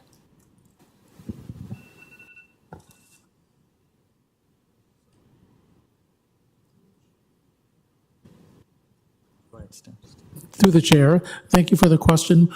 Part of where we are at with this particular inquiry is utilizing some of the expertise that exists within the TDSB through Dr. Cameron and our research department, and also incorporating Shameen Sandhu as the lead for mental health and well-being within our system in order to devise a methodology that would be able to support extracting the information that we've outlined in this particular motion. So it's starting off there, and one of the questions becomes, what does it actually look like on the ground with respect to schools and communities? Wouldn't be able to provide you with that information at this point in time, because I think we're still right now in looking at what the design would look like as far as data extraction. Thank you for that. So just to clarify, are you comfortable with the timing proposed here, or do you think there would be challenges in developing that methodology and then actually having the information to review in this timing? Through the chair, staff is comfortable with the timing that's been outlined. Thank you. Thank you. Those were all my questions. Thank you, Trustee King. Any other questions online? Trustee Cherneslin, go ahead. Thank you. I just wanted to thank the mover and seconder of this motion. Like Trustee King, I was really happy to see this this come forward, and also have noticed both sides of this in my school communities. I know, over the 5 years I've been a trustee, I think there's been a change in the way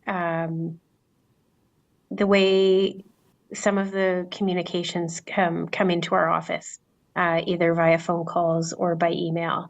I think the number of ones lacking in sort of the change of tone has I've noticed there's been an increased frequency in those, I guess I would say, over the years. But I also know that there's been really incredible programs in our schools, not necessarily always from outside providers. Sometimes it's things schools are doing on their own internally as part of their SIP. And as part of individual classroom teachers' exercises and school-wide efforts, to the point that actually I've been working on a ward forum on this topic. So for the planning for this year. So I think this has real potential to turn into something very interesting in our multi-year strategic plan. And I hope that however we do this, we also get student voice in it, I guess would be the one other thing I would add to what Trustee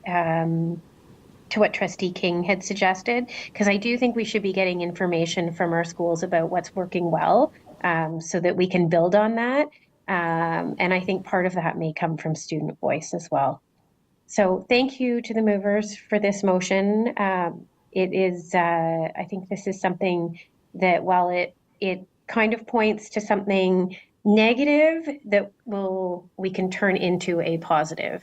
So thank you. Thank you, Trustee Cherneslin. I don't see any other questions, so we'll open eScribe. Please vote on eScribe for the motion.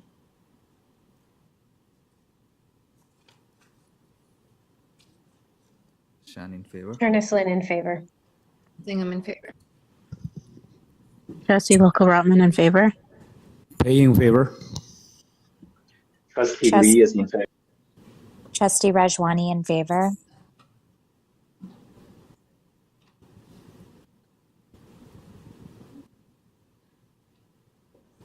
Trustee Hastings in favor.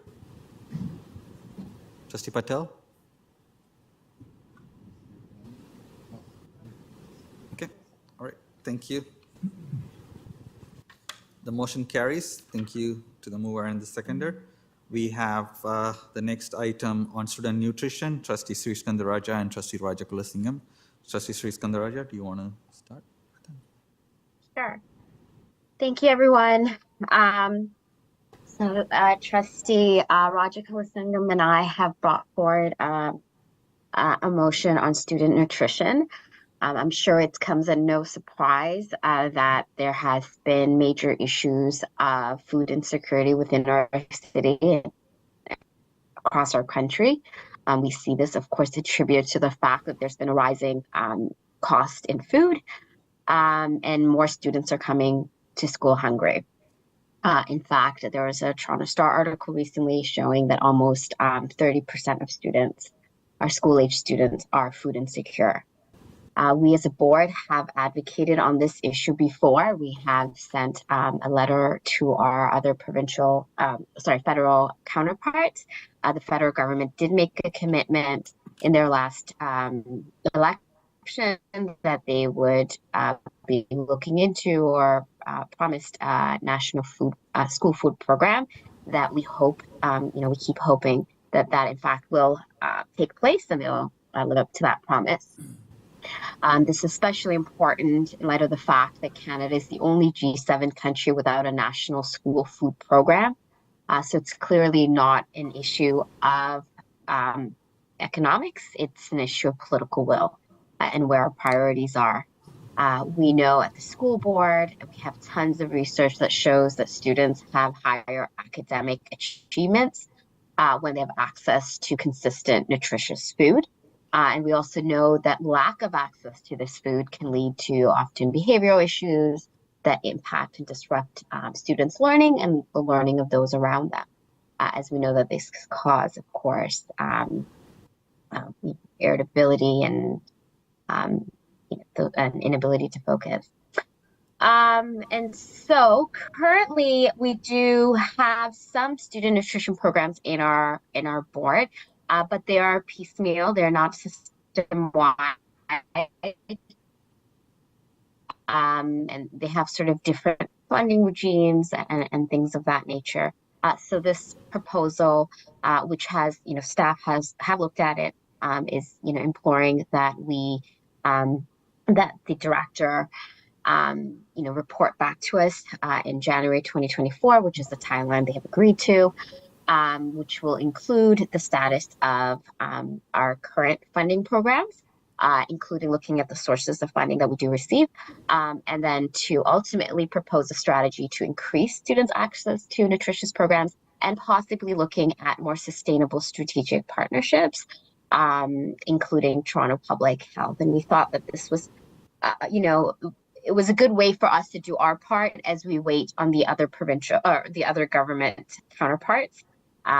So, we want to sort of do what we can instead of just waiting around and hoping for the best. So I really hope that everybody could support this motion, and I think it's fundamental to the work that we do. Healthy students are happy students. So thank you. Thank you, Trustee Sri Skandaraja. Trustee Rajakulasingam, would you like to say a few words on this as well? Yes, please. Thank you.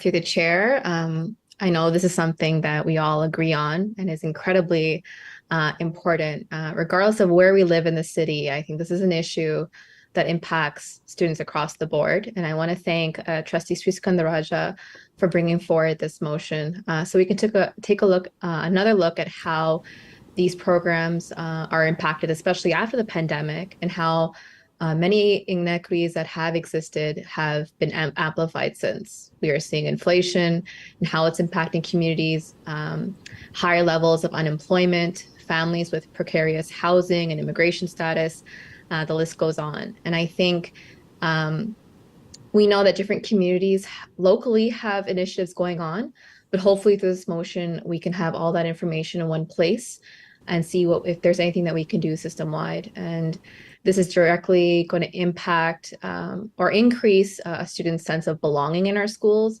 and hopefully they'll feel more safe and increase trust with us as well. I did have a question for staff. Trustee Skandaraja and I were, as always, interested in collecting demographic data. Would staff support the idea of collecting ward by ward or learning center information on what funding looks like for these programs, or even what different schools are experiencing in relation to food insecurity? Is it something that we can collect, or do you think this would kind of increase negative perceptions of these areas? I know when it came to suspension expulsion rates, staff had advised that by collecting or by publicizing this data, it just increases kind of negative perceptions that people have of certain areas. Is this the same case with food insecurity, or do you think we can collect demographic data?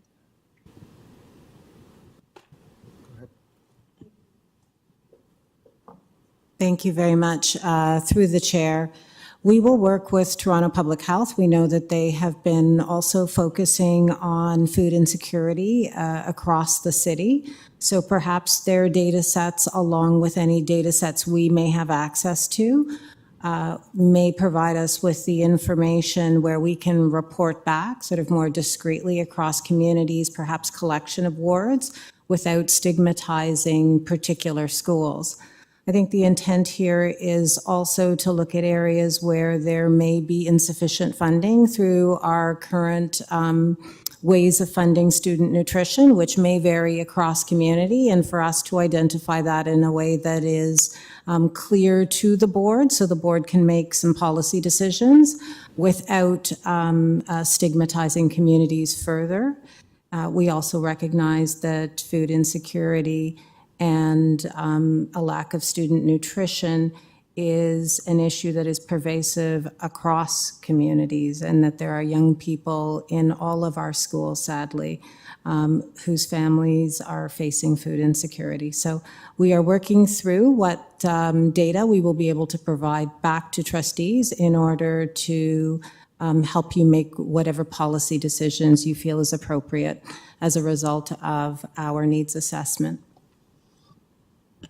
Thank you through the chair. I appreciate your comments on that, Director.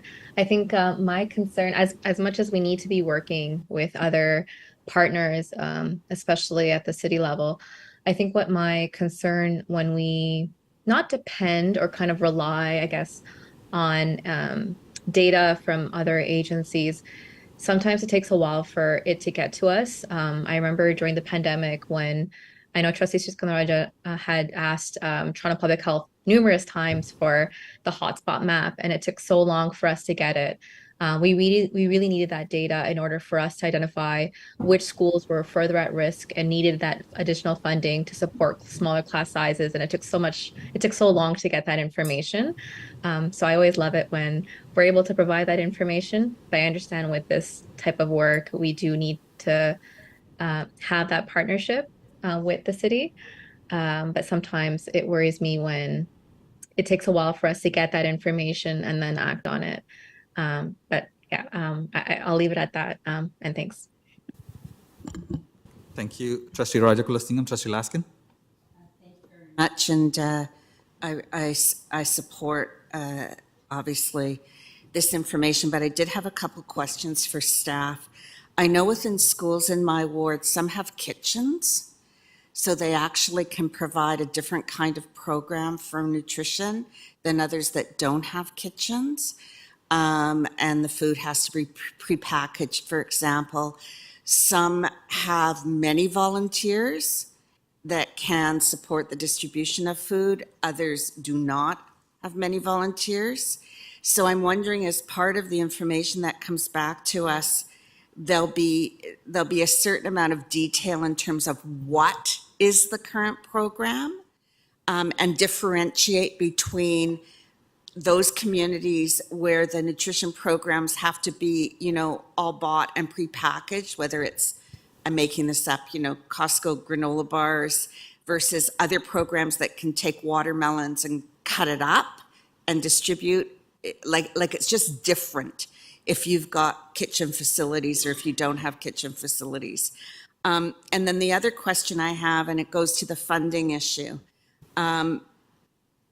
I've often thought about it, and I know Trustee Nunziata and I have had many conversations about the vast disparity of what's in some schools and what isn't in some schools, because as an amalgamated board, we have schools that, as I mentioned, have kitchens, schools that don't have kitchens, schools that have shop rooms, schools that don't have shop rooms, schools that used to have home ec rooms with stoves and things so kids could learn nutrition and have that programming.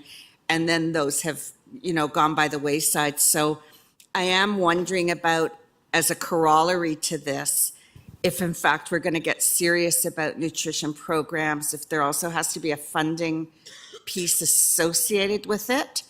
And I'm interested to understand that. And it might be one of those things that we might have to phase in, because we might not be able to obviously do everything all at once because of our funding. And then there could be another whole, once we have that data, another whole piece that looks at potentially partners to help us with what we might need. So anyway, I'm going to leave it there. So I guess what I'm asking for is, along with the status, as much detail as possible, I guess, is what I'm asking staff, how they collect that data. And then lastly, because of that, I'm wondering, is the timeline January 2024? I know there was another question about another report about the timeline. Is that doable, given the other priority work that staff have? Are they comfortable with that through you, Mr. Chair?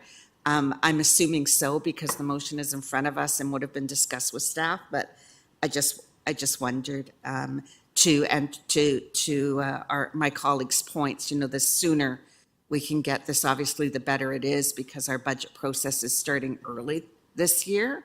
And if we want to make a dedicated fund or do something to help support these programs as we wait on the federal government, I don't think January is too late for that, but I'm just curious through you, Mr. Chair. Thank you very much. Through the chair, I heard the request that the report back include information about the structures and conditions under which nutrition programs are delivered, and how those structures and conditions may actually influence whether students are receiving a hot meal or 2 snacks or more. So we will certainly endeavor to provide as much of that information as possible. The timeline was agreed to because it is urgent, for all of the reasons that were outlined in the report. We may find, as we collect more and more of the data and more questions are raised, that we may need to do this in 2 parts or 3 parts. But that is our ambitious goal, and we will report back as we are able to in January. And if we're able to bring you some of the information, but part 1, we will do so. Thank you so much, Mr. Chair. Thank you. We have Trustee Tdsb. Thank you. So first, a comment in terms of the data, and through the chair, to thank the mover and the seconder for bringing this up, because I think this is a really significant place where we can do some work and collaborate with partners to try and really affect the learning that happens in the classroom by providing healthier environments, right? This is connected to mental health, emotional health, and a number of other things. And to one of the questions above, I have seen a report presented to city councillor and public information by the partner that provides the service through public health. So I know that there are over 17,000 children in Humber River Black Creek that receive a nutritious meal of some type through that program. So I think that information is readily available. What would be good for us to begin to understand, I think, it would be to know the distribution of the program, the type of food available to our students, because the one thing that I have noted in visiting schools is that there was a great disparity in terms of the restarting of cafeteria programs and things of that nature from school to school to school. So having some form of centralized resourcing that would help the schools be able to provide nutritious, culturally relevant meals across the city, right? Not something that's homogeneous, but something that is specific to the school, healthy and relevant, I think is really significant. So I would like to, again, thank the mover and the seconder. Of course, I'll be supporting this. And to staff, I guess, part of the thing that I would like to be able to see in this report would be for us to take a look at what is being provided, the resources in the different schools, and how relevant it is to our kids, right? Is it just pizza and burgers and things like that? At lunch, do we have stuff that's culturally relevant and that's nutritious, and based on need and based on whatever other elements and that we think are important in that analysis. So thank you. Thank you, Trustee Davidis. Trustee Orhart? Thank you very much, and thanks very much to the movers. I very much appreciate the leadership on this one. I know that there has been advocacy related to this for some time. It feels like childcare to me, like we're so many decades behind, and we need a system, and we have all these ad hoc things, and what do we do with this enormous need? Well, we need a universal system. And so while I empathize with the federal government on this challenge, I think it is really, really important that we continue to advocate and provide ideas that move us towards a universal system in the space we're currently in with enormous need. So I wanted to put forward a friendly amendment, and just to flag, it's related to the Coalition for Healthy Foods recommendations for the 2024 federal budget.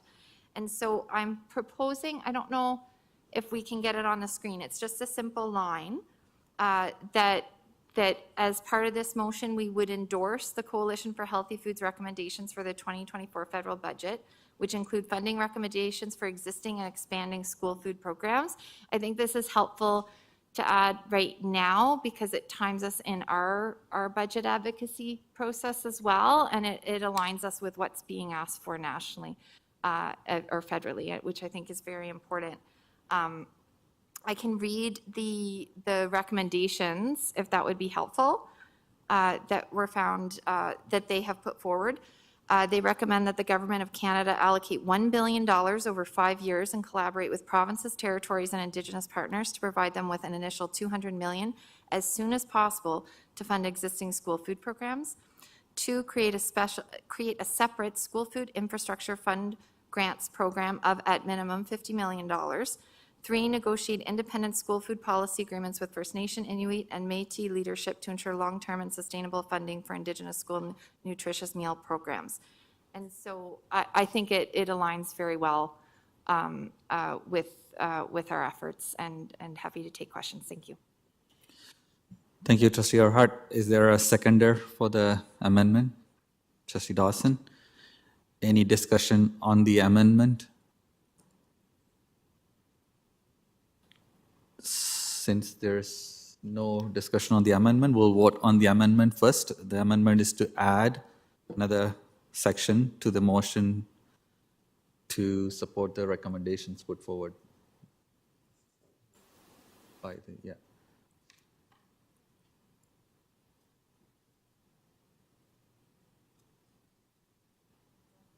Okay. The vote is open.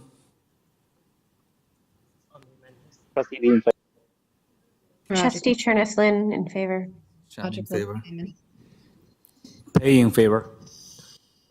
Lilka Rotman in favor. Trustee Rajwani in favor. Trustee Patel?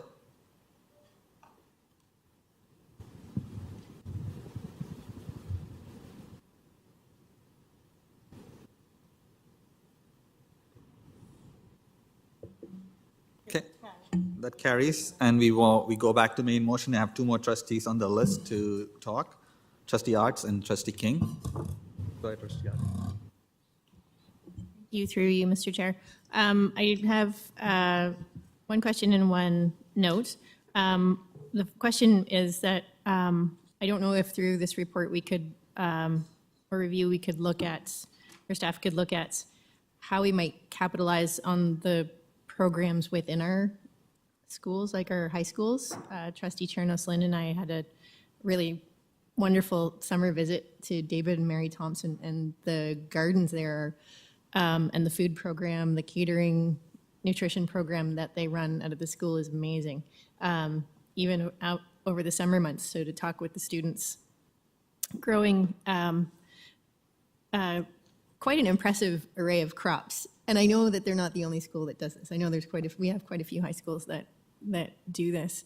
And they did mention that they donate some of their produce from like time to time, or that it's purchased by local shops or businesses as part of a fundraising. So it just seems to me that that would be, well, not, because farming is not consistent or always reliable, but not a consistent piece. It would be a perk to have that kind of fresh produce or access to it for our nutrition programs, especially in elementary schools. So I don't know if that's something that could be looked at in there. And then the note was, I had emailed this to trustees earlier today, is that the Ontario School Boards Association formed a formal partnership earlier this year with the Coalition for Healthy School Foods, and is working. It's become part of the strategic plan for OBSPA to advocate through all levels of government, and including opposition parties, for a fully funded, school food programs, healthy school food programs. So there might be a growing advocacy and help for us as well in Toronto. So, thank you. Trustee King? Thank you, through the chair. Just wanted to build a little bit on what we heard from Trustee Tdsb earlier. When staff are considering the status of nutrition funding, not the funding, just the programs offered, one of the things I'd be interested in knowing as well that I don't think we heard is just an understanding of the utilization differentiated from the program being offered. So I'm thinking about schools where on paper there's a program offered, but there's a lot of waste because there's not actually the utilization. And I think that happens for different reasons. Trustee Tdsb, I think, alluded to some of that with culturally relevant kind of programs. So I'd just be curious to know whether that's something that can be factored into just looking at the success of them as well. Thank you very much. Through the chair, this is also top of mind for us as we look at, are we meeting local needs? Is there not a need? And if so, how could we use those funds in schools where there is greater need than resources, but also really looking at why, in fact, students may not be participating. So that is part of the work that we will be doing, and look forward to providing you with some information about uptake in our schools and how we increase access, possibly, to a greater number of students. Thank you. Thank you. I'm going to pass the chair to Trustee Arts. Go ahead. So one of the things that I had also asked after I started was to get a list of schools that offer certain nutrition programs in my ward. Every time I do site visits, I do ask about it as well. And the sporadic nature is obvious, and it's clear, like a lot of the times it's leadership of the school. It's about who knows the person who does the work around delivery of the thing, how engaged the school's volunteer population, the parent population in volunteers and so on. And I wanted to I think this report would help to kind of get a broader picture on access issues as well. And when it comes to nutrition, not just the student nutrition piece, but sometimes some schools get additional support for parents' meetings and things like that from nutritional programs that they know someone they can approach and get, but some schools may not know, or some schools that need it more may not, and it cannot be left to contacts and networks as opposed to, prioritizing certain places. I also want to stress the fact that we might have to explore additional partnership models as well, because there are a lot of capacity in some of these communities that can deliver some of these, but we have traditionally gone with one or two ways of doing this as opposed to multiple options. So I think that would be helpful to know. One last thing I'll mention, as TMT is in my ward, David and Mary Thompson, I've seen those young people serve for large events that are outside the school hours. And it's quite a big catering operation. And I don't think we pay them. And I want to get to a stage where, if they're doing that such large scale work to feed, 100 people or 200 people, we better start thinking about, these are young people in very difficult socioeconomic neighborhoods and so on. And so while we want to take advantage of the program, it shouldn't be structured on exploitative structures where the young people are not compensated for what they do beyond their school program to learn cuisine, but what they offer. And if that works, it'll be a great social enterprise model that we can support as well. I'll finish with that. Okay. I'll take the chair back. Any other speakers on this item? Okay. My name was on the list, I think. Sorry? It's Trustee Cherneslin. I had put my name in the chat a little while ago. Sorry. Trustee Yards. That's okay. Go ahead. Go ahead. That's okay. I just wanted to thank the movers for this motion. I think this is a bit more of an internal looking motion. But my hope is that with some of the information we get from the needs assessment and the status and the strategy that we might develop, that there might be places where we see the ability to continue the advocacy work, because I do think there's the needs of the City of Toronto, I suspect, are significant.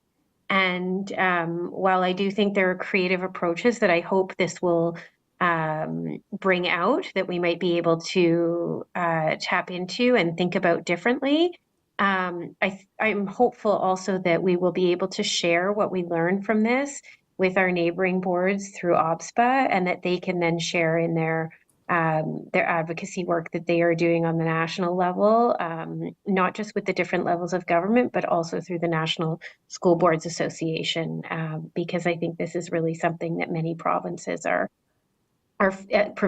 provinces feel is an important need in their schools. So I think this is important to us at the local level, but I also think that this may be, and I hope it will be, beneficial on a larger scale. So thank you. I will be voting in favor.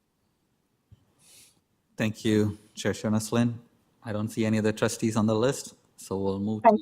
As the mover, can I just Sure. You say can wrap up. Go the ahead. final thought? Yeah, I just wanted to thank all my colleagues for their comments. I also thank Trustee Earhart for her motion, her amendment, and just wanted to keep it very brief and say that this is very much just a first step. I think we're going to have a lot of important conversations that come out of this, and how if we do cobble together a more cohesive program, what that's going to look like. And I think a lot of my colleagues raised really important questions around that. So thank you for that. Thank you, Trustee Sriskandarajah. We'll open the vote on e-scribe. Trustee Lee's in favor. Trustee Shan in favor. Trustee P in favor. Trustee Cherneslin in favor.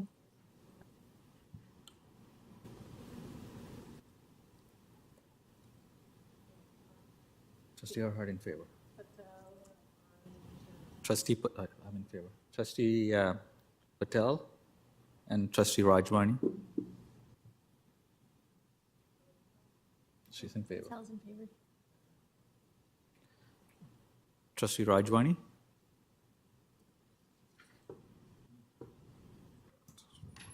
Okay, yeah. Right.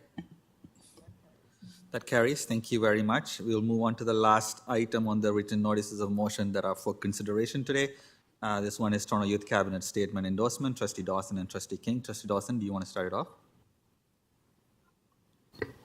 Sure. Thank you. Through the chair. When The Toronto Youth Cabinet Executive Director Stephen Mensah came to me with the proposal to have the board endorse this. I thought it was a no-brainer, really. You know, he pretty much said it all in his delegation. There are 50 other school boards of the 72 in Ontario who've signed on to endorse the statement. It is a joint statement with between 14 organizations, including our educator union, so ETFO and OECTA and OSSTF. I also think it ties in very nicely to some of the other advocacy work we're doing, including the previous motion that we just passed. So I hope you all will support it. Thank you. Okay. Trustee King, do you want to add anything to this? Through the chair, I won't add too much. I also think it's pretty straightforward. I'll just add that, you know, Toronto Youth Cabinet, I think, has a really important voice. This kind of cooperative advocacy with key stakeholders, I think, is very important just in terms of communicating our priorities consistently to the ministry.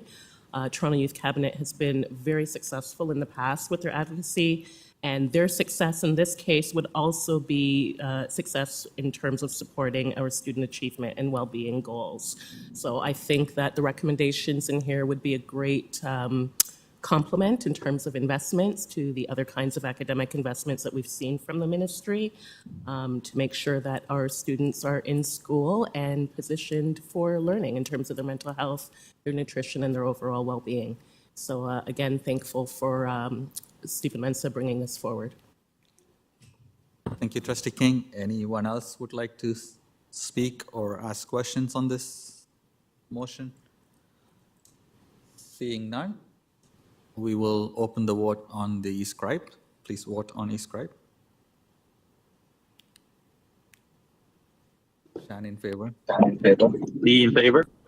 Roger Posing, I'm in favor.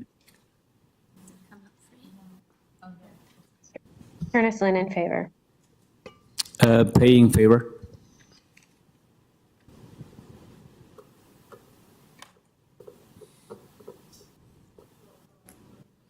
Trustee Patel. Trustee Pei, you said you're in favor, right? Trustee Pei? Trustee Lalka-Rutman? Yeah. All right. Thank you. That carries. We have number 9, we have 2 written notice of motion that will be considered later down in the next meeting. So 9.1 is Somali Center for Culture and Recreation, Trustees Hassan and Trustee Dawson, moving and seconding that respectively. And then 9.2 is Ontario Human Rights Commission's request for a provincial anti-hate strategy. This is moved by Trustee Laskin and seconded by Trustee Ernest Lynn. Will be considered again next meeting. So just notice is being provided now. That brings us to the end of the public agenda. Number 10 is private agenda. Before we go to private, I think it might be beneficial to take a 10 minutes break. And we'll be back at, what time is it? At 7:40. We'll be back at 7:40 to start the private agenda. Thank you.